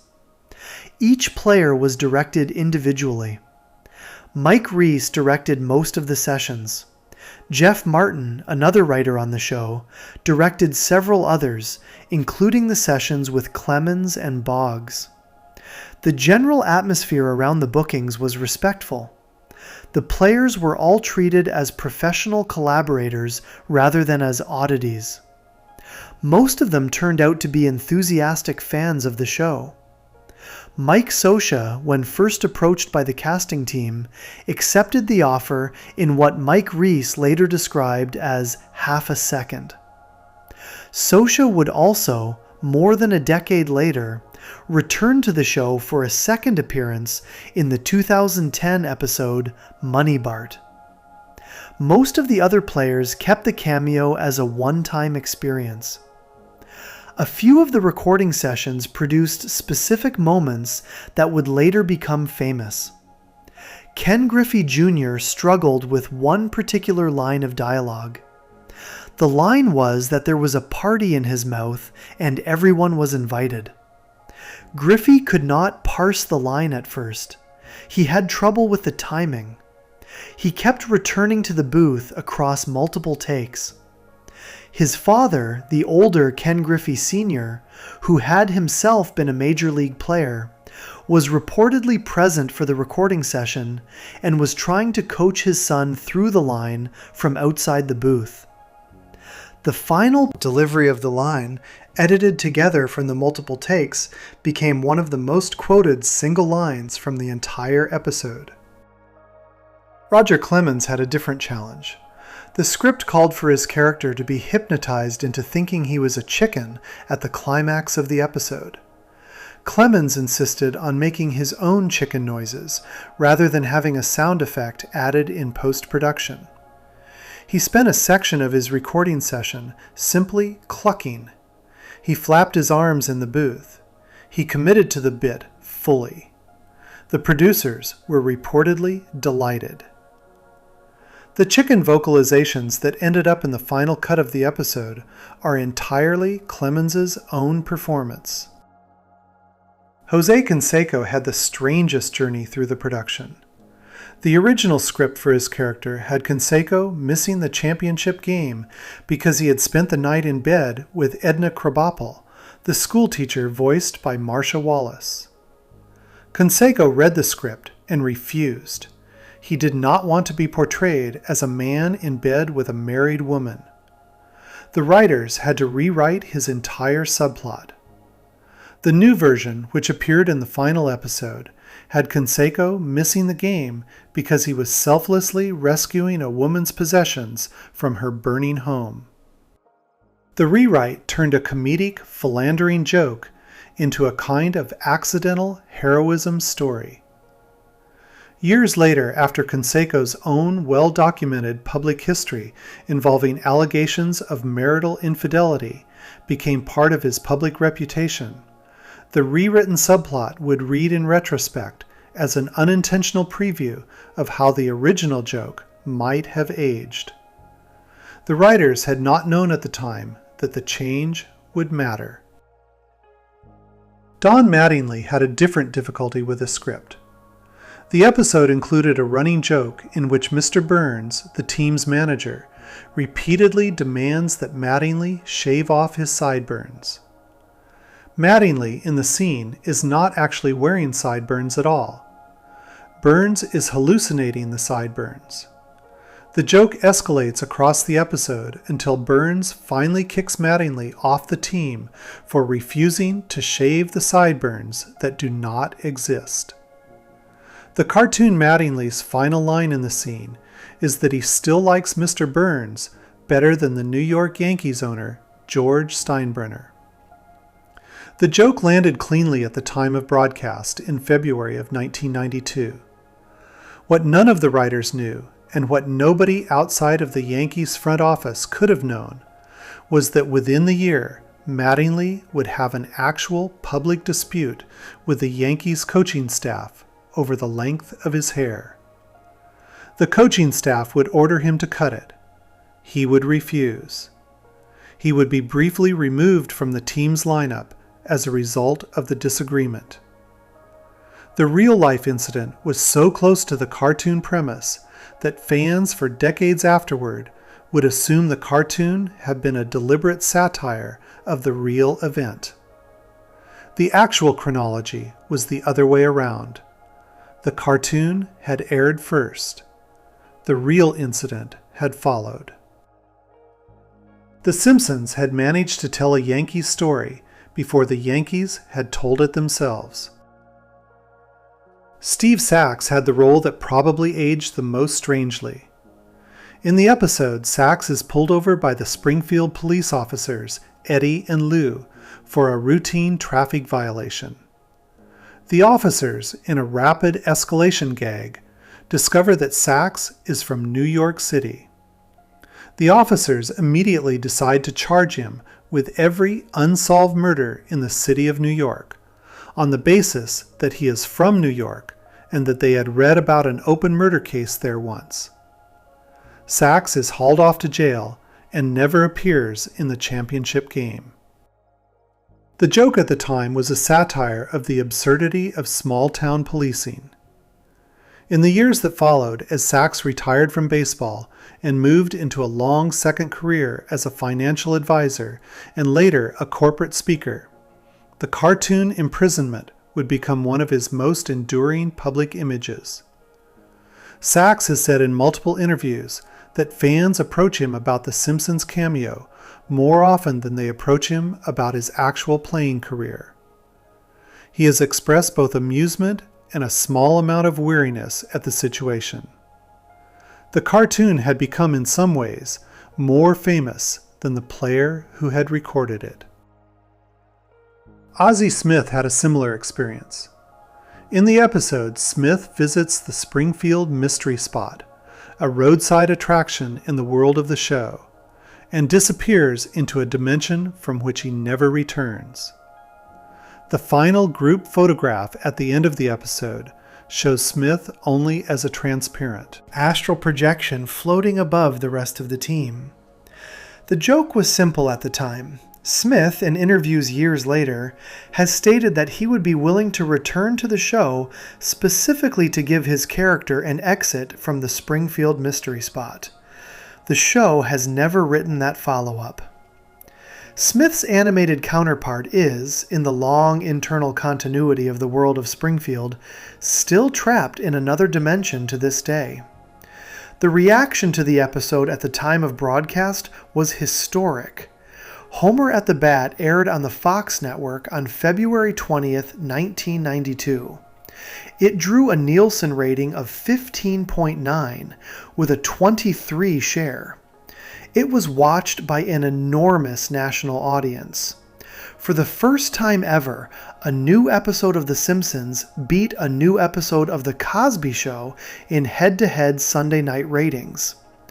The win was treated inside The Simpsons production as a kind of formal arrival. The show had now beaten the most popular sitcom of the previous decade in a direct ratings competition. Al Jean has said in interviews that the moment was a turning point for the producers. It signaled to the staff that the show was not a passing trend. The show was going to last. There were two voices on the cast itself, however, who did not embrace the episode. Julie Kavner, the voice of Marge Simpson, and Harry Shearer, the voice of Mr. Burns, Smithers, Reverend Lovejoy, and Kent Brockman, among many other characters, both reportedly disliked the episode at the time of recording. The reason, according to multiple accounts, including the public statements of the actors themselves over the years, was that the episode was so heavily focused on the guest stars that the actual Simpson family and the regular Springfield characters were pushed almost entirely into the background. Kavner and Shearer were performers who had committed years of their lives to building those characters. The decision to use those characters as supporting players in their own show, in service of 9 guest stars who would never appear on the show again, was a creative choice they did not endorse. The Mattingly sideburns joke in particular was reportedly a sticking point. Both actors found it weak. The producers kept it in the final cut anyway. The long afterlife of the episode is unlike the afterlife of almost any other piece of Simpsons history. On May 27, 2017, the National Baseball Hall of Fame in Cooperstown, New York, hosted a special 25th anniversary event for Homer at the Bat. The event was scheduled to coincide with the annual Hall of Fame Legends game so that the maximum possible audience would be in town. The Hall of Fame brought in Al Jean and Mike Reese for a panel discussion. They brought in the Hall of Fame inductees Wade Boggs and Ozzie Smith. They screened the episode, they discussed the production. The Baseball Hall of Fame, which exists to honor the most significant figures in the history of the sport, had formally honored an animated half-hour about a fictional nuclear power plant softball team. The honor was extended not because the episode was a baseball episode, but because the episode had become, in the long memory of the sport, one of the most beloved depictions of Major League players in any non-documentary format. The actual playing careers of several of the men in the episode had been folded into a piece of comedy that, 3 decades later, had outlasted the careers themselves in the public imagination. There is one final detail that captures the strange long arc of the half hour. Fox, in the same year as the Cooperstown event, produced a special mockumentary called Springfield of Dreams that aired before the original episode in syndication. The mockumentary featured most of the surviving baseball players from the original episode being interviewed in character about how their lives had unfolded after the events of the cartoon. The players, now decades older, sat in front of cameras and reflected on the fictional events of their own animated counterparts as if those events had actually happened. The cartoon had become its own form of reality for the men who had recorded it. The recording session that had once seemed like a crazy logistical impossibility in the writer's room of 1991 had become, by 2017, a piece of cultural history that the players themselves were happy to keep alive on camera in their own retirement years. Before we move on, if you're enjoying this analysis, please consider subscribing. It helps the channel tremendously. The story of Homer at the Bat is the story of 9 Major League players who made one of the most famous Simpsons episodes ever produced. The next story is about a secret studio session with a Beatle that the show's own creator, Matt Groening, accidentally blew the moment he walked back into the writer's room. Section 7. George Harrison and the Reluctant Beatle. The 5th season of The Simpsons aired across the years 1993 and 1994.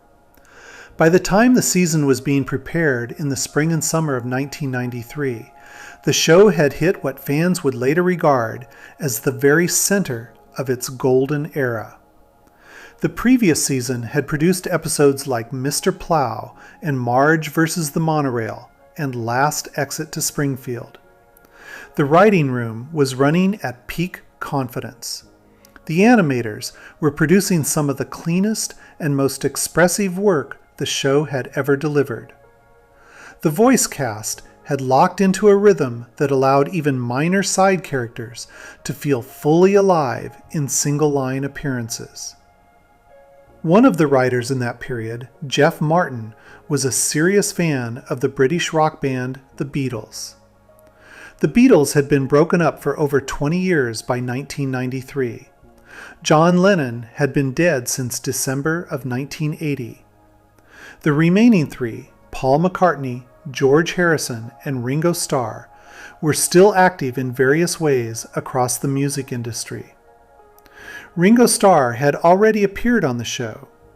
He had voiced himself in the second season episode, Brush with Greatness, in which Marge Simpson sends him a portrait she had painted of him as a young woman.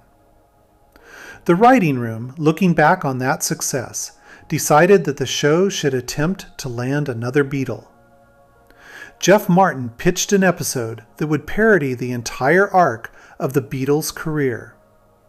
The premise was that Homer Simpson had once been the lead member of a successful barbershop quartet in the mid-1980s. The other members of the quartet would be Apu Nahasapima-Pedalon, Principal Skinner, and Barney Gumble, with the police chief, Clancy Wiggum, being kicked out of the group early in the story for sounding too outdated. The group would rise to international fame with a hit song. They would tour the world. They would record a follow-up album with a controversial title. They would break up under the strain of internal tensions, including the introduction of an avant-garde Japanese girlfriend who would echo the role of Yoko Ono in the Beatles' actual history. The episode would close with the four members reuniting for a brief rooftop concert in front of Moe's Tavern, an explicit visual reference to the famous final live performance of the Beatles on the rooftop of the Apple Corps building in London on January 30th, 1969. The episode was assigned to Mark Kirkland to direct.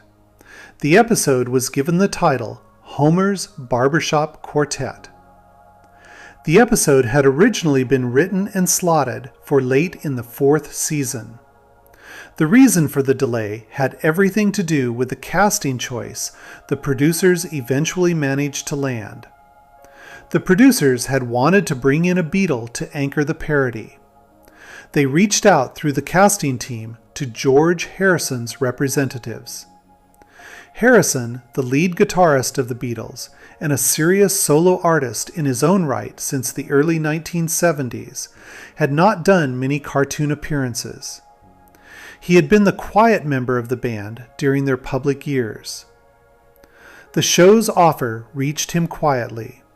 He accepted the part.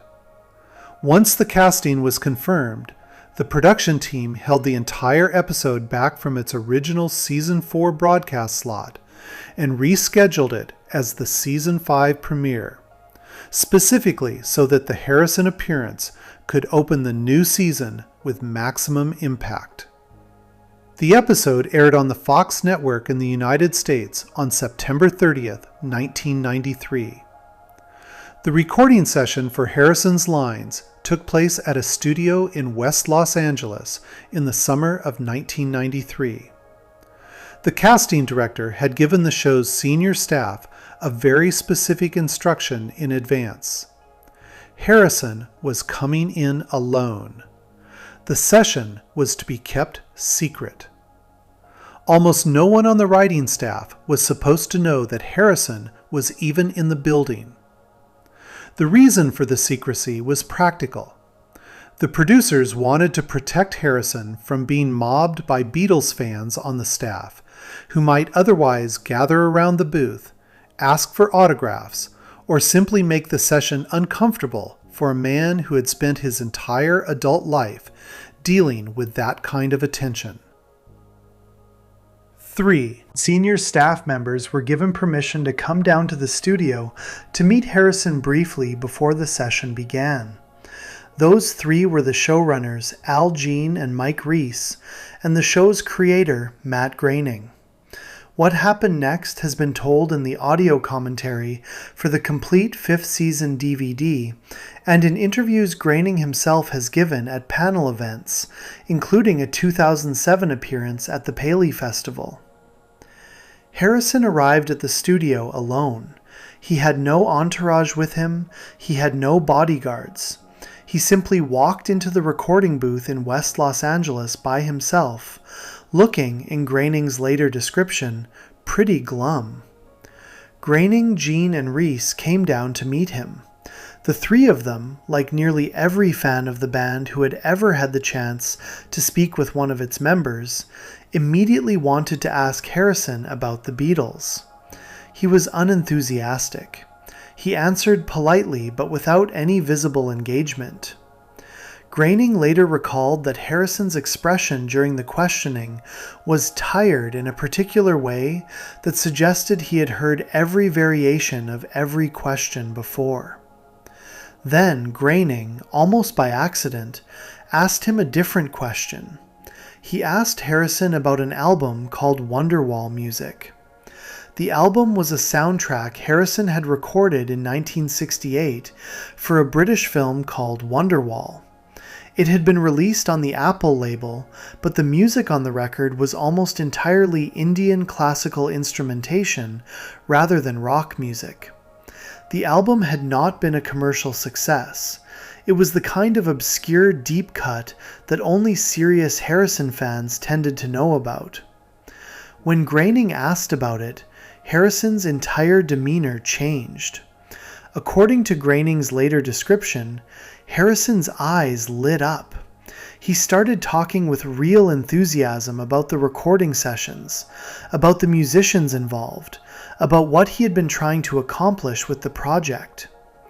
The three Simpsons producers were able to see, for a brief window, what George Harrison was like when he was being treated as a working musician rather than as a Beatle. Then the meeting ended. Harrison went into the booth to record his lines. The three producers walked back upstairs to the writer's room, and Matt Groening, almost the moment he stepped through the door, said to the assembled writing staff, in Groening's own later recollection, the words, "Guess who I just met? George Harrison."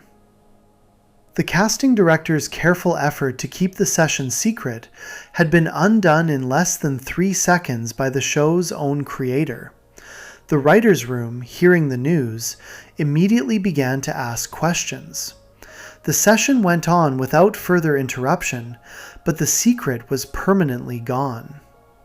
Harrison's actual recorded contribution to the episode was, in the long view, surprisingly small. He has only 2 significant moments inside the half hour. The first is during a scene at the 1986 Grammy Awards ceremony, where the B Sharps are receiving the award for Outstanding Soul, Spoken Word, or Barbershop Album of the Year. Homer encounters Harrison at the ceremony. Homer is so distracted by the brownies on a nearby table that he barely registers that he is talking to a Beatle. Harrison's line in the scene is short and warm. He simply tells Homer, who is shoveling brownies into his mouth, that Homer seems like a nice fellow. The second moment is the one that has become legendary inside the show's fan culture. At the very end of the episode, the 4 members of the B Sharps have reunited for an impromptu rooftop concert on top of Moe's Tavern. The visual is a deliberate recreation, frame by frame, of the famous Beatles rooftop concert at Apple Corps from January of 1969. The 4 B Sharps are even wearing outfits modeled directly on the outfits the Beatles wore during that real performance.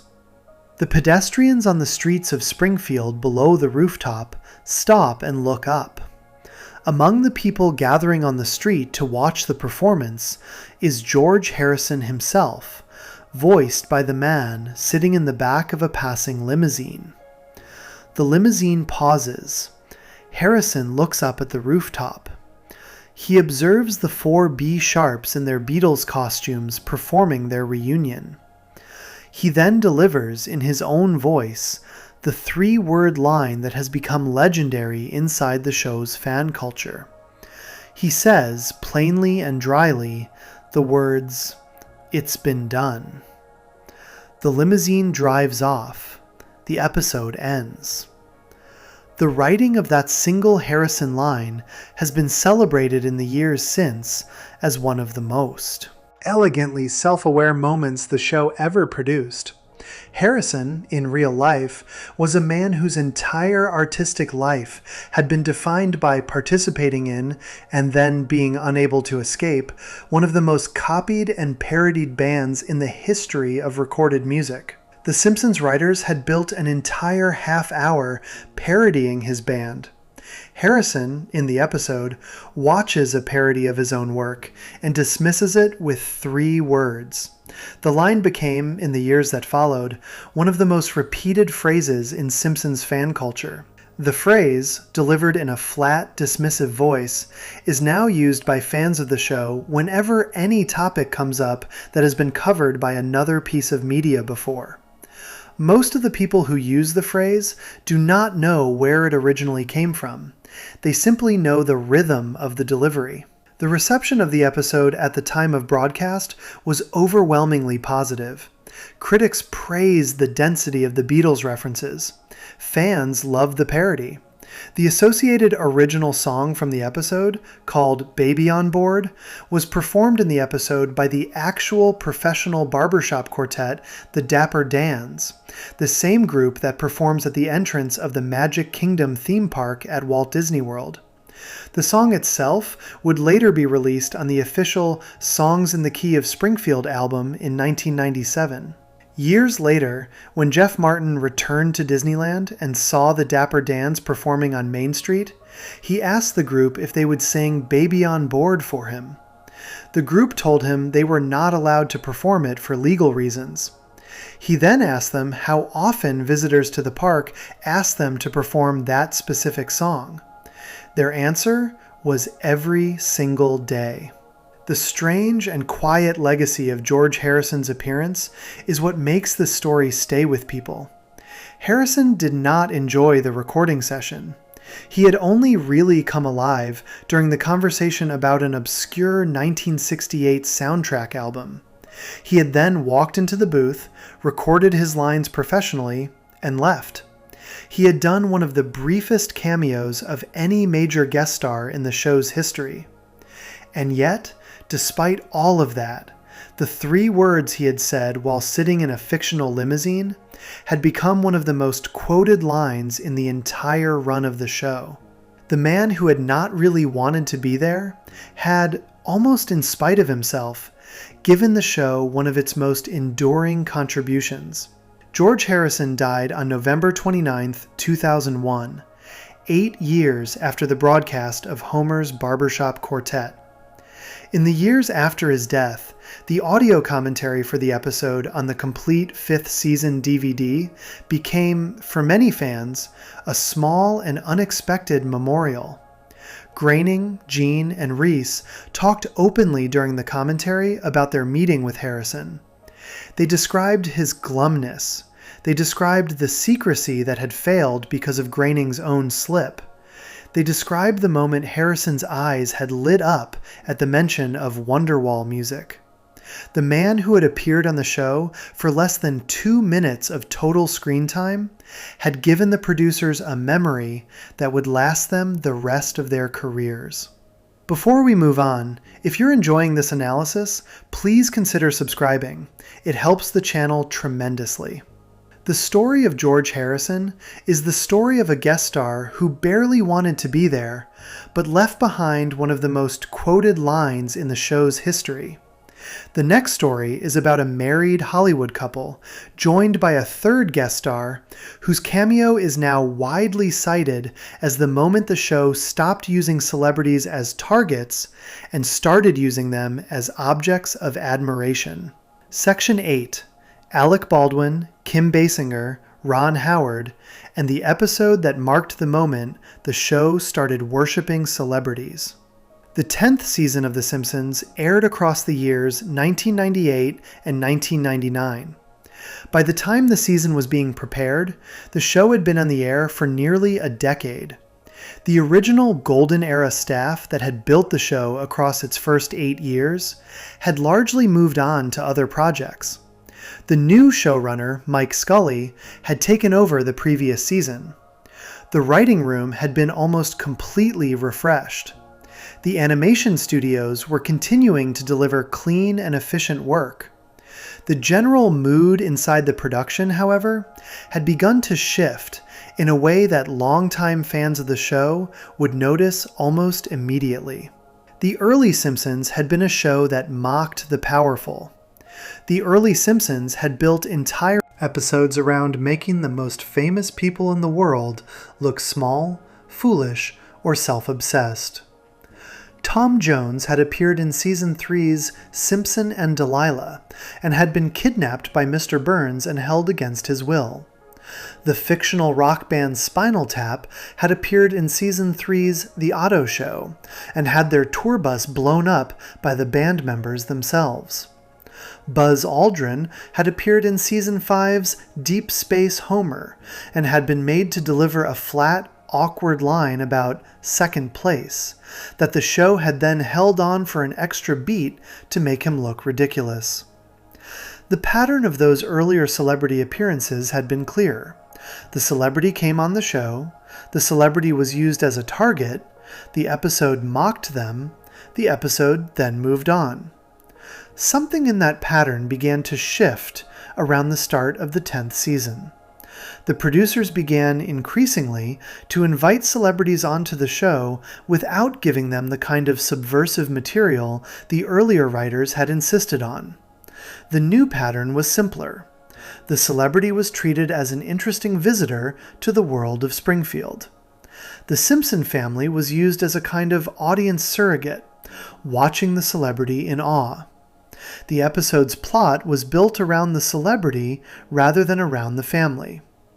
Many fans and critics, watching this shift unfold, would later point to one specific episode as the moment the change became impossible to ignore. The episode was the 5th installment of the new 10th season. It was titled When You Dish Upon a Star, a play on the song When You Wish Upon a Star from the 1940 Disney film Pinocchio. It first aired on the Fox network in the United States on November 8, 1998. The development of the episode had a long and somewhat awkward history before the final cast was settled. The producers had originally pitched the central premise to a different couple entirely. The script called for the Simpson family to befriend a married Hollywood couple who were vacationing in secret somewhere near Springfield. The first couple approached for the role was the actors Bruce Willis and his then-wife Demi Moore. Willis and Moore turned the offer down. The producers moved on to the next option, the couple of Alec Baldwin and his then-wife Kim Basinger. Baldwin, in 1998, was a respected actor known for films including The Hunt for Red October, Glengarry Glen Ross, and most recently, the action film The Edge from 1997. Basinger, in 1998, had just won the Academy Award for Best Supporting Actress earlier that year for her performance in the 1997 film L.A. Confidential. The couple were one of the most photographed Hollywood pairings of the late 1990s. They accepted the offer. The casting was confirmed. A third celebrity was added to the script as a supporting figure who would visit the couple at their secret hideaway. The third celebrity was the actor and director Ron Howard, best known by 1998 for his early television work as a child actor on The Andy Griffith Show and Happy Days, and for his directorial career on films including Splash, Cocoon, and the 1995 Apollo 13. The setup of the episode follows a fairly standard Simpsons travel comedy shape. The Simpson family takes a day trip to Lake Springfield. Homer, parasailing badly behind a boat at the lake, loses control of the parasail and crashes through the upstairs window of an isolated lakeside vacation home. The home turns out to belong to Alec Baldwin and Kim Basinger, who are hiding out in Springfield specifically because the town is so obscure that nobody knows where it is.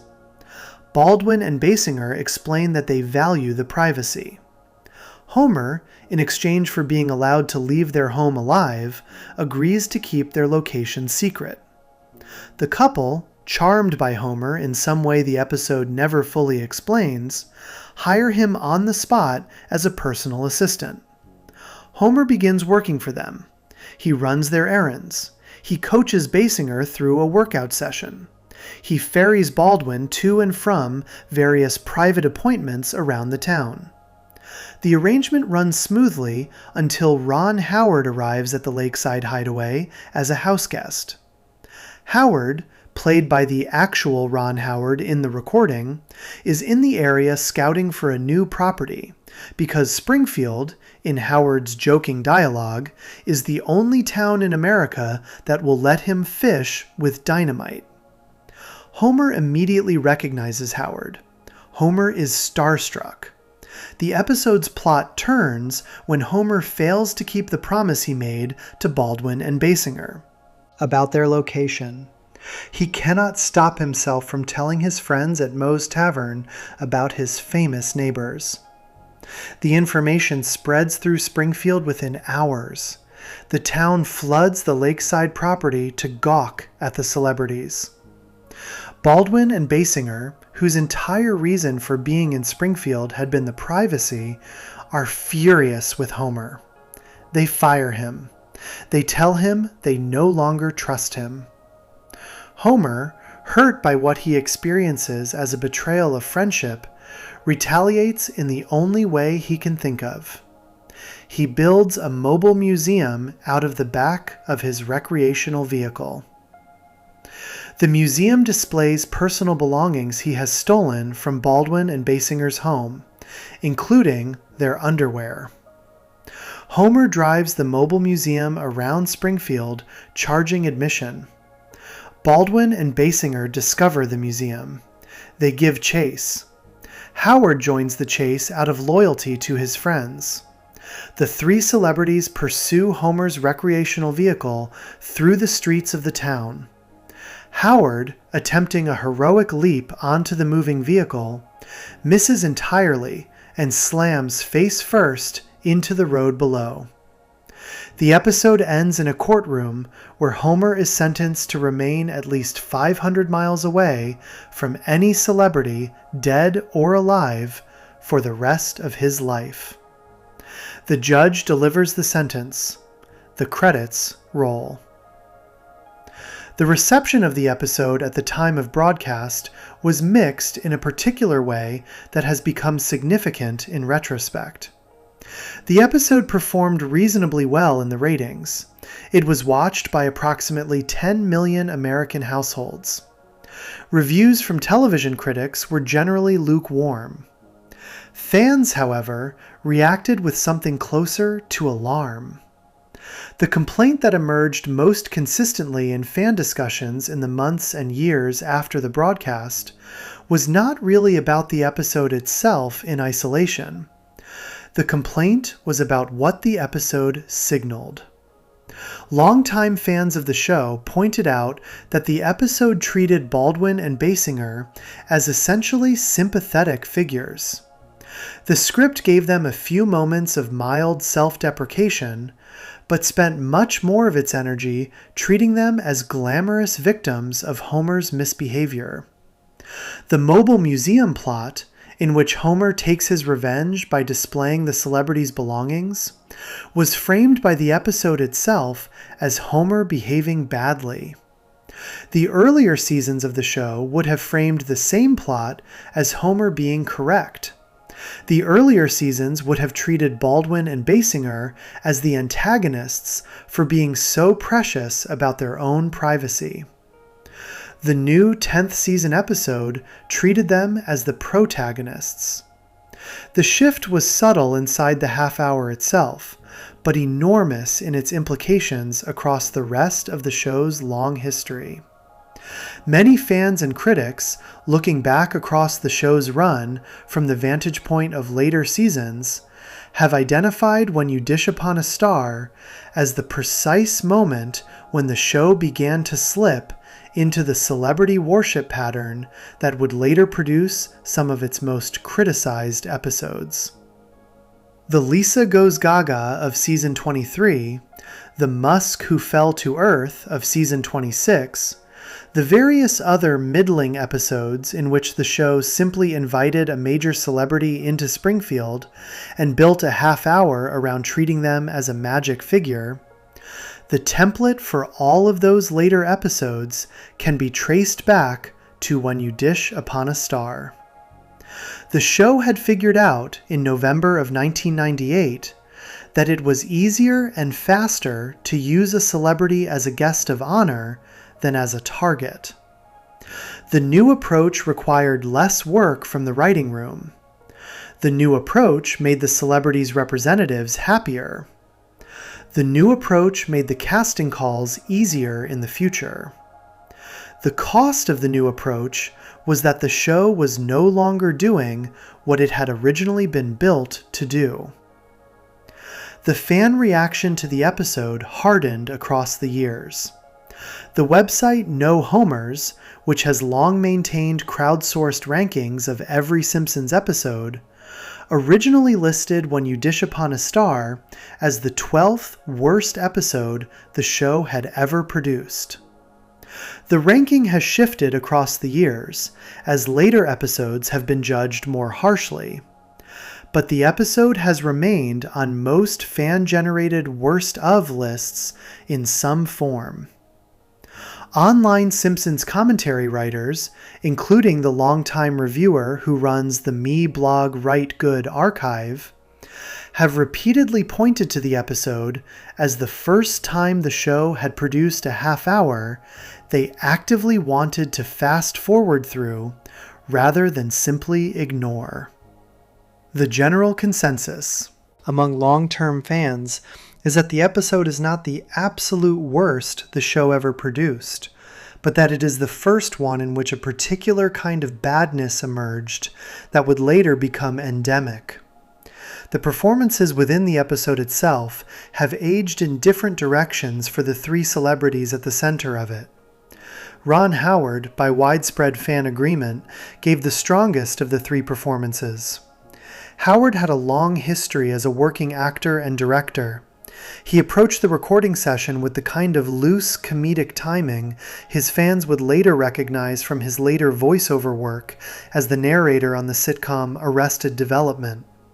The script gave him the worst material on the page, including a scene in which he is described as worse than Homer at badminton, and a scene in which he is humiliated by missing a heroic leap. Howard committed to the bad material fully. His delivery elevates the scenes around him. The result is that of the three celebrity guests in the episode, Howard is the one whose performance fans have continued to praise across the decades. Alec Baldwin and Kim Basinger have not had the same retrospective reputation. The reasons are not entirely about their performances inside the episode, which are professionally adequate without being especially memorable. The reasons have more to do with what happened to the marriage of the two celebrities in the years that followed the broadcast. Baldwin and Basinger separated in 2000, less than 2 years after the episode aired, and were divorced by 2002. The custody battle that followed was extensively covered in the American press. A leaked voicemail from Baldwin to the couple's daughter Ireland in 2007 generated significant controversy. Baldwin's later public profile, which would include a long second career as a regular performer on the sketch comedy program Saturday Night Live, impersonating the politician Donald Trump, would become its own complicated story across the next 2 decades, including a serious incident in October of 2021 involving the discharge of a firearm on the set of the film Rust that resulted in the death of cinematographer Helena Hutchins. None of these later events are referenced inside When You Dish Upon a Star, which had been recorded years before any of them. The events do, however, give the episode a kind of strange retrospective weight. The cartoon version of Baldwin in the episode is presented as a glamorous and sympathetic figure.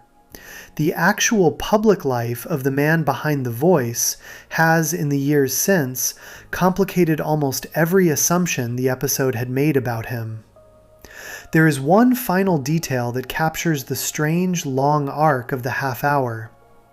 The episode ends with Homer being legally ordered to stay 500 miles away from any celebrity, dead or alive, for the rest of his life.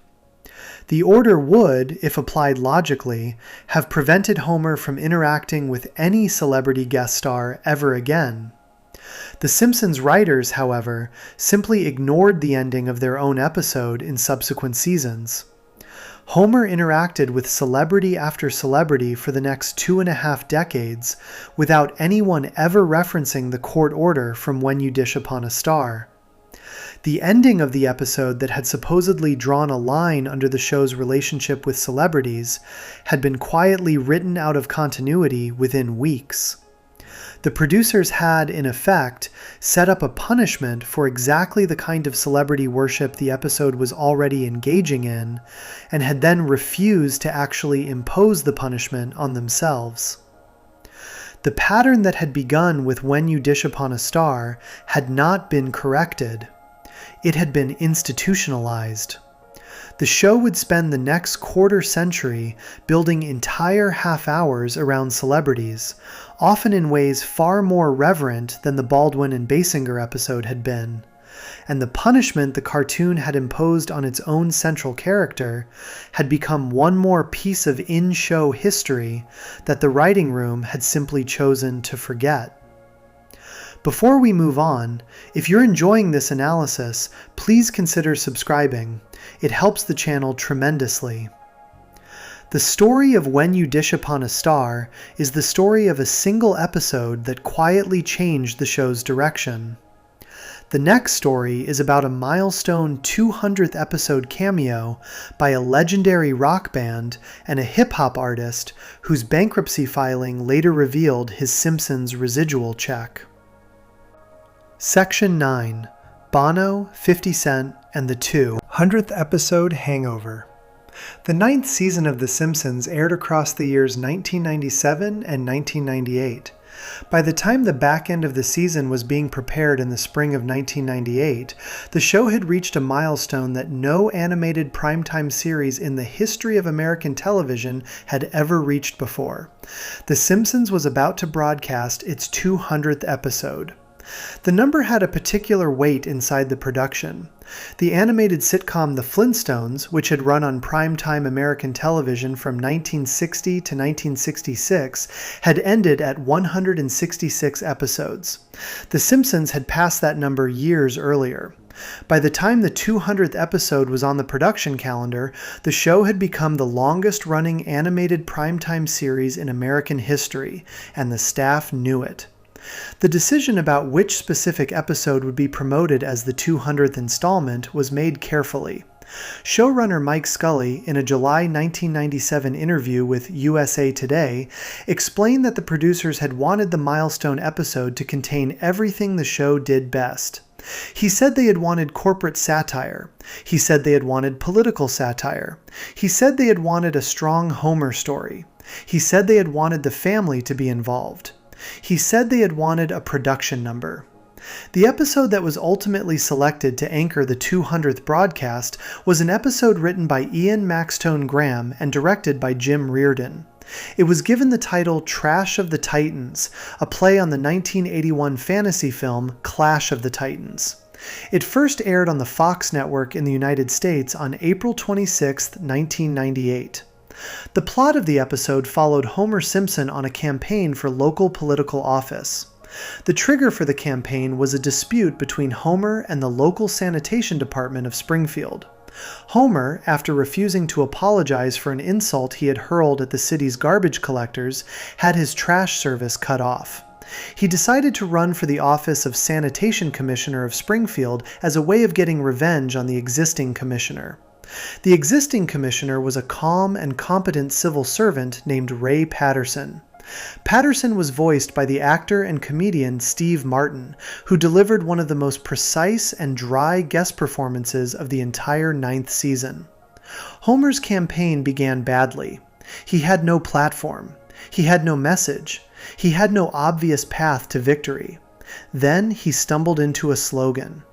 The slogan was the question, "Can't someone else do it?" The question, which captured the entire mood of a particular kind of American voter who wanted government services without wanting to think about how those services worked, struck a chord with the citizens of Springfield. Homer began to gain traction in the polls. He promised round-the-clock garbage pickup. He promised that the sanitation workers themselves would clean private homes for free. He promised stylish new uniforms for the workers. The promises were absurd. The voters loved them. Homer won the election in a landslide. The third act of the episode followed the immediate consequences. Homer, having taken office, was told by the city budget office that all of his campaign promises had been impossible to fund. He had spent the entire annual budget of the sanitation department within the first month. He attempted to make up the shortfall by entering into a quiet contract with neighboring states to allow them to dump their garbage inside the boundaries of Springfield itself. The contract worked at first. The sanitation department balanced its books. Then the imported garbage began to overflow. The streets of Springfield became unwalkable. The town descended into chaos. Ray Patterson, the calm civil servant Homer had defeated in the election, returned to the town hall to deliver a final speech to the citizens of Springfield. His line in the speech, which Steve Martin delivered in one of the cleanest pieces of voice acting the show had ever produced, was simply that the people of Springfield could now wallow in the mess they had made by electing Homer, and that he himself was leaving town. The line landed. The citizens of Springfield, unable to live in the garbage they had voted for, decided collectively to abandon their town and move 5 miles down the road to start over. The episode ended with the entire town of Springfield being relocated and the original Springfield buried under its own trash. The Steve Martin performance at the center of all of this was the celebrity cameo the episode had been built around. At the level of craft, the cameo that the episode had been built around, at the level of marketing, however, was a different one. The Irish rock band U2 had reached out to the show themselves, through their management, to request an appearance. The request had been made specifically because the band had been a longtime fan of the show. The producers, recognizing both the marketing opportunity and the chance to honor a band the writers themselves admired, agreed to write the band into the milestone episode. The band recorded their lines while on the European leg of their Pop Mart tour, which had been running across 1997 and into 1998. All 4 members of the band, the lead vocalist, Bono, the lead guitarist, The Edge, the bassist, Adam Clayton, and the drummer, Larry Mullen Jr., were officially credited as guest stars on the episode. The way the episode actually used the band, however, created a small awkwardness that has been discussed by Simpsons fans and critics in the decades since. 3 of the 4 band members received meaningful dialogue. Bono delivered several lines of preachy speeches in his typical public speaking style. The Edge delivered comedic counter-dialogue mocking Bono's self-importance. Adam Clayton was given a small subplot about a souvenir spoon he had purchased in Springfield, which he showed to his bandmates during the closing credits.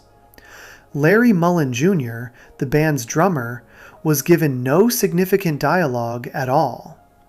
The character on screen was animated to match Mullen's appearance. The voice was credited. The actual lines, however, were almost entirely absent.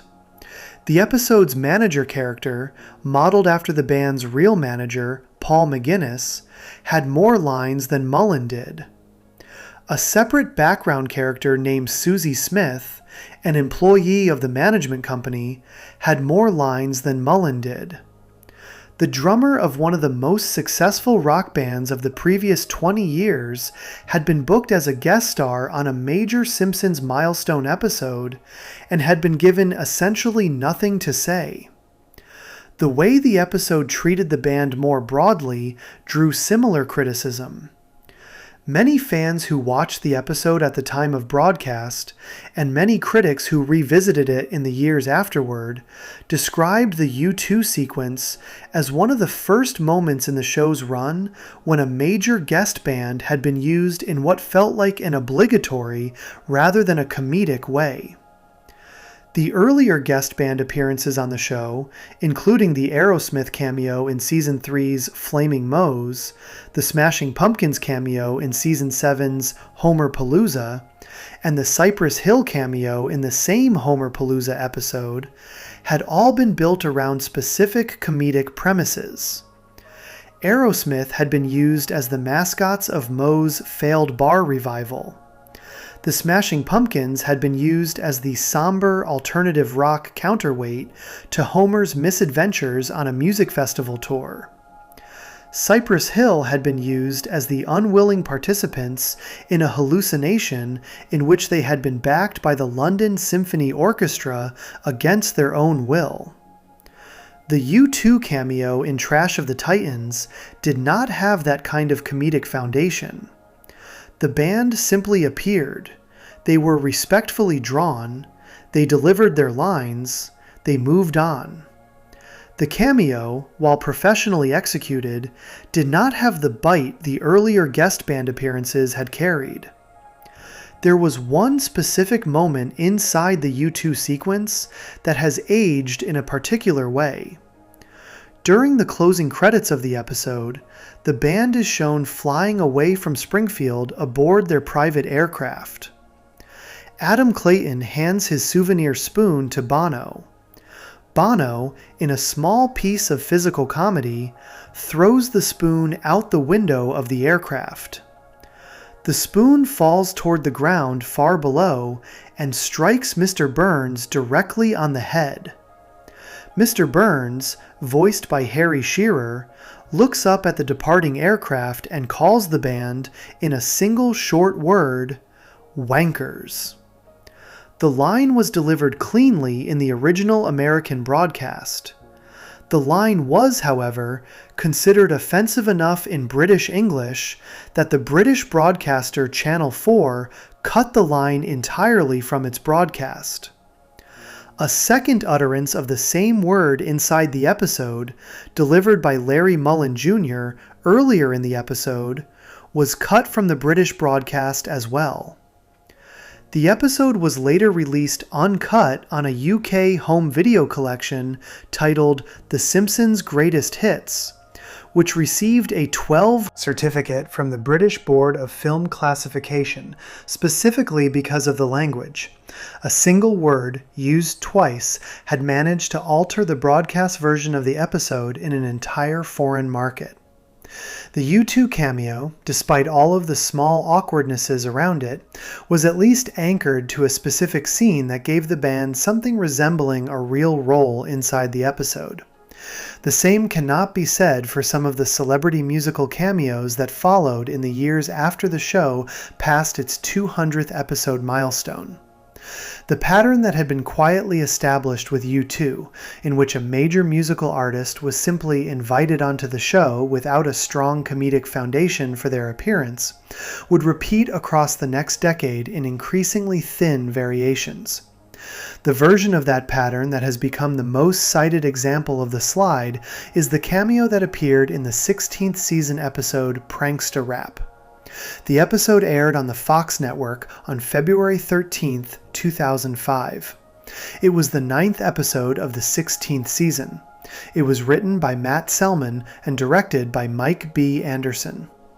The plot followed Bart Simpson sneaking out of the house against his parents' wishes to attend a hip-hop concert by a fictional rapper named Alcatraz. The concert went well. Bart even briefly took the microphone himself and impressed the crowd. After the concert, Bart fell in with the rapper's entourage and was given a ride home in a stretch Hummer limousine. While stuck in traffic during the ride, the limousine pulled up alongside another stretch limousine. The window of the second limousine rolled down. The figure inside the second limousine was the rapper 50 Cent, voiced by the actual 50 Cent, the real name Curtis James Jackson III. 50 Cent's appearance lasted approximately 20 seconds. He delivered one piece of advice to Bart. The line was simply that Bart should stay in school, and that the more a person knew, the further that person would go in life. The window then rolled up. The limousine drove away. The cameo ended.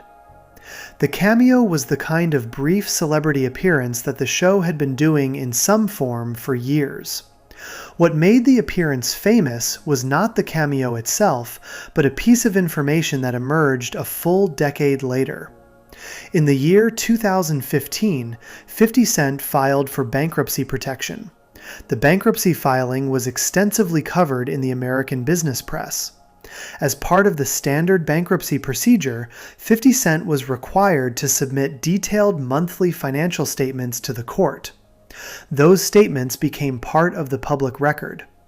In November of 2016, the celebrity gossip website TMZ reported on the contents of one of those statements.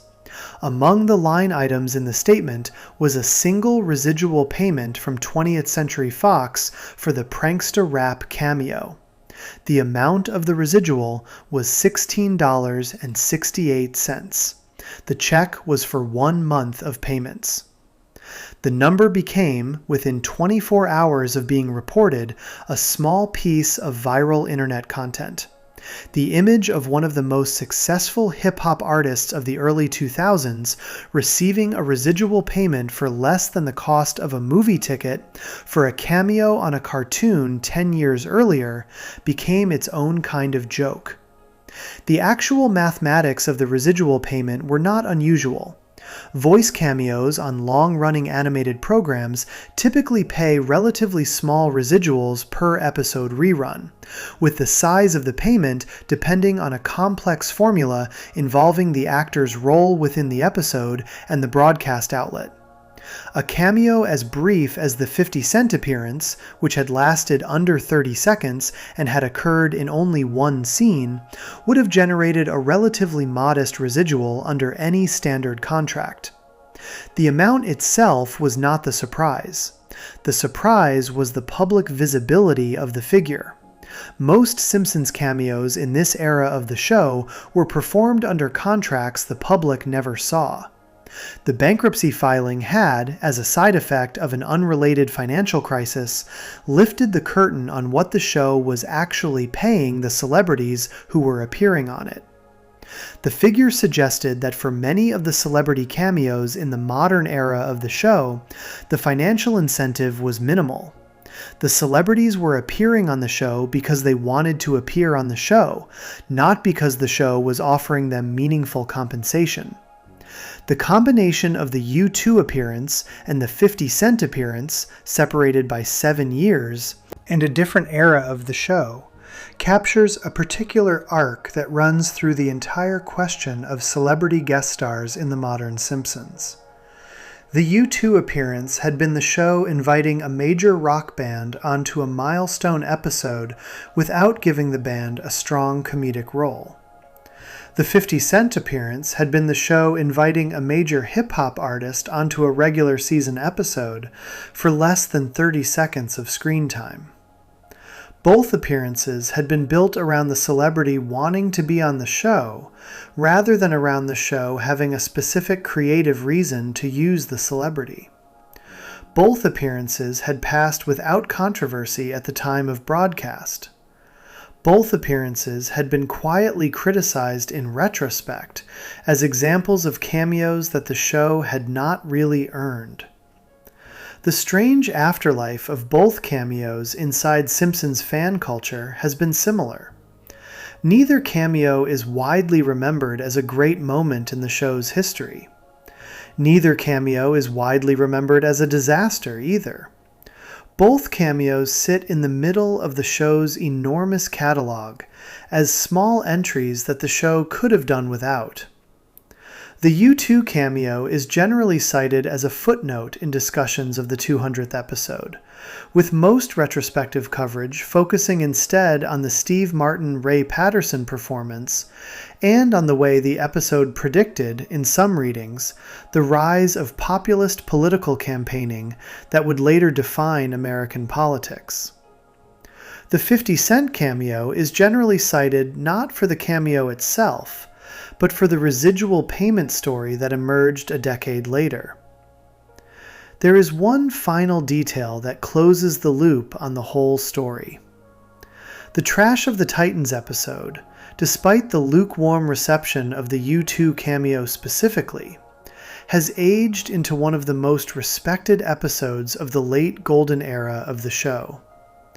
It won the Primetime Emmy Award for Outstanding Animated Program for the 1997 to 1998 season, the show's 7th win in that category. Steve Martin's performance as Ray Patterson is widely cited as one of the best single guest performances in the entire run of the show. The episode itself, particularly the closing speech in which Patterson tells the citizens of Springfield to wallow in the mess they have made, has been quoted in serious political commentary across the decades, including by Canadian politicians during real legislative debates about waste management policy.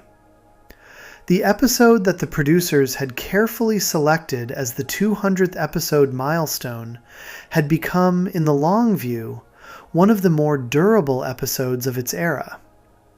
The U2 cameo had become a small piece of trivia attached to a much larger piece of work. The 50 Cent cameo, by contrast, had become the only memorable moment of the much weaker prankster rap.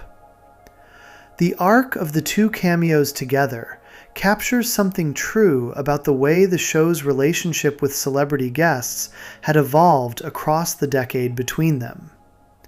The earlier cameo had been part of a strong episode that had not really needed the celebrity.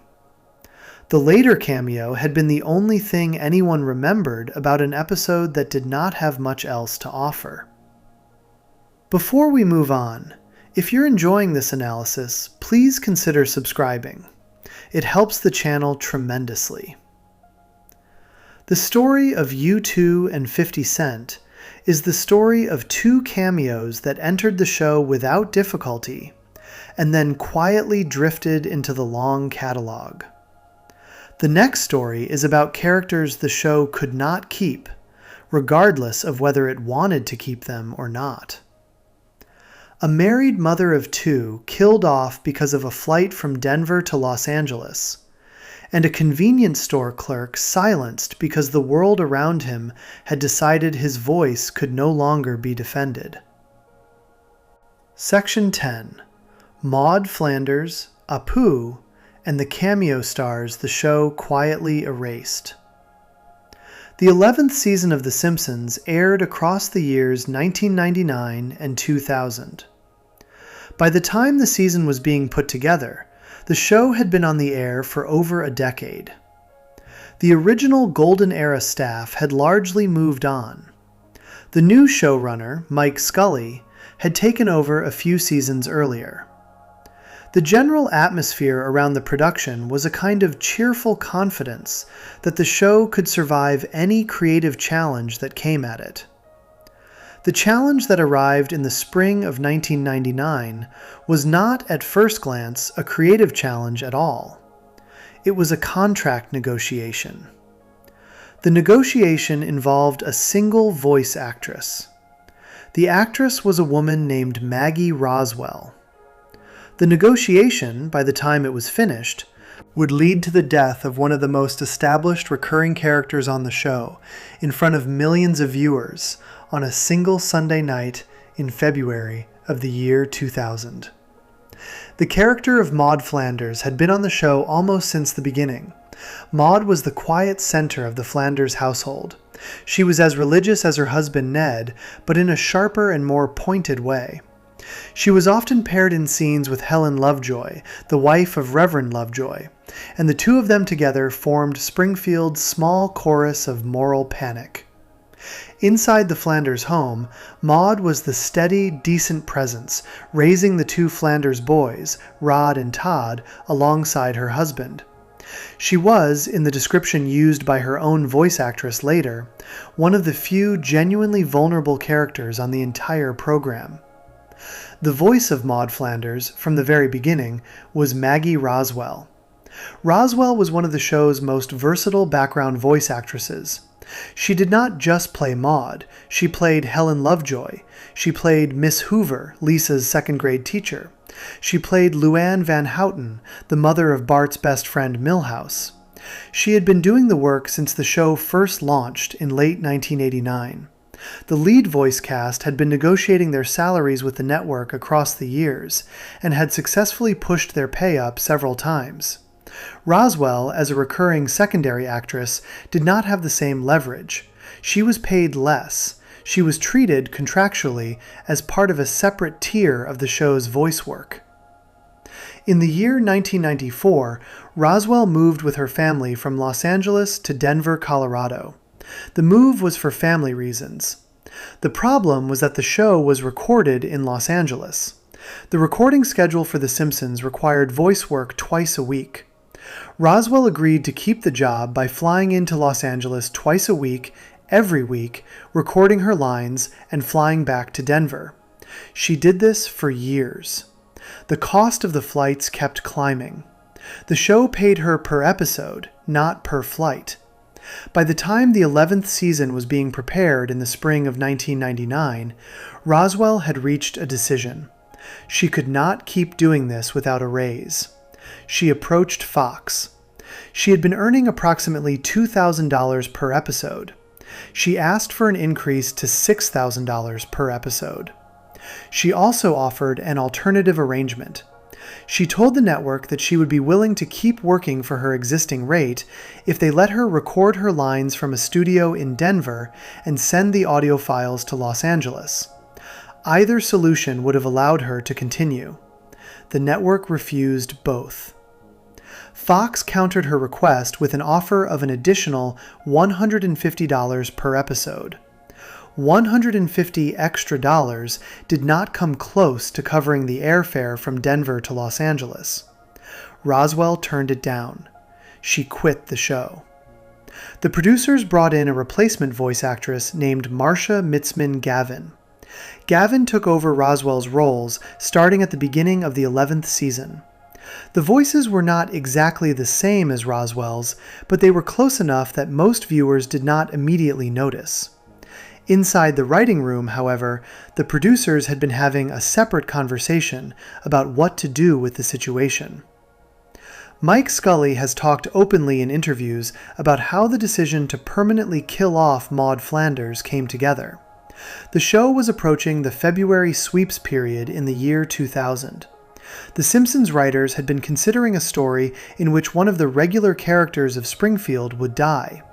They had not yet decided who. When Roswell quit, the conversation tilted in one specific direction. Killing off a Roswell-voiced character would solve two problems at once. It would give the show a major sweeps event. It would also remove the awkward situation of having a replacement voice trying to imitate the original. The episode was written by Ian Maxtone Graham. The director was Jim Reardon. The episode was called Alone Again, Natura Diddly. It aired on the Fox network on February 13th, 2000. The plot was simple. The Simpson family and the Flanders family went together to a stock car race at the Springfield Speedway. A group of cheerleaders below the bleachers were firing free t-shirts up into the crowd using small air cannons. A shirtless Homer, sitting next to Maude, leaned forward and waved his arms at the cheerleaders, urging them to send him a t-shirt. The cheerleaders turned their cannons toward Homer and fired a salvo of shirts at him. At the very last second, Homer noticed a bobby pin lying on the bleacher floor. He bent down to pick it up. The wave of t-shirts sailed over his head. The shirt struck Maude Flanders square in the chest. The force of the impact knocked her backward over the rear of the bleachers. She fell from the top row. She did not survive the fall. The character was dead.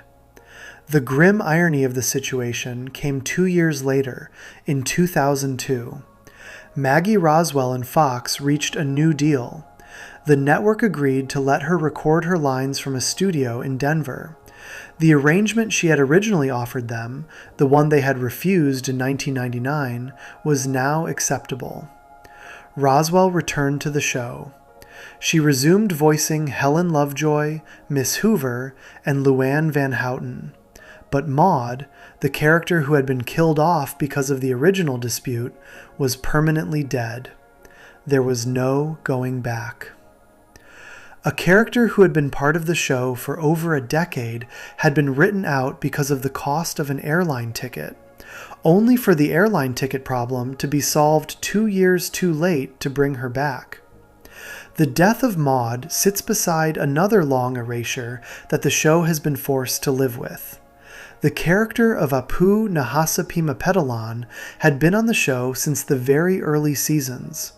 He was the proprietor of the Quickie Mart. He had been voiced from the beginning by Hank Azaria, a member of the show's regular voice cast. The character had been created almost by accident. The original line in the script for the character had said the words, "Definitely not Indian," because the writers had wanted to avoid the obvious cliché.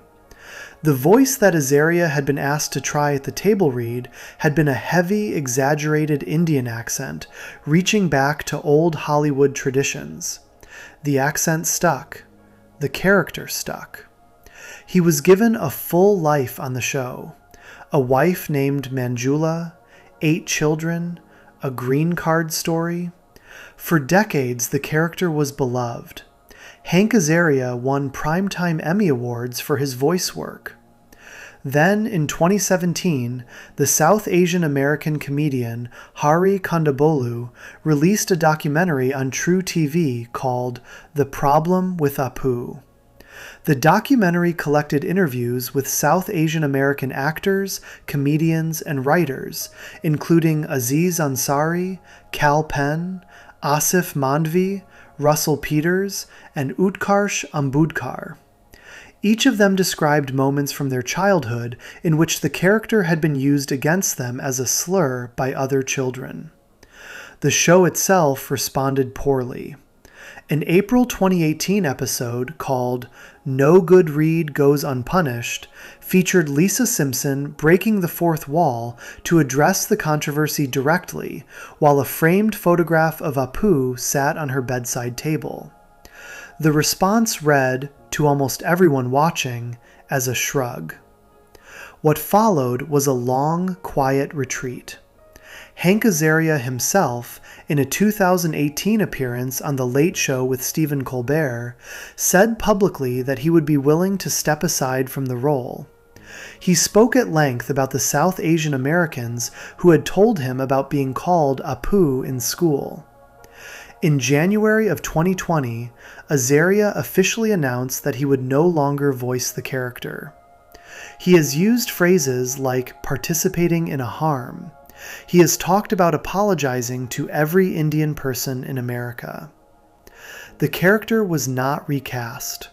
The character was not formally written out of the show. Apu still appears in some episodes in non-speaking background cameos. He simply does not speak. The voice is gone. The two long erasures sit beside each other in the show's modern history. Maud Flanders, killed off because of a flight from Denver to Los Angeles. Apu Nahasapimapetalan, silenced because the world around him had decided his voice could no longer be defended. Both characters were, in different ways, casualties of decisions made far away from the writing room.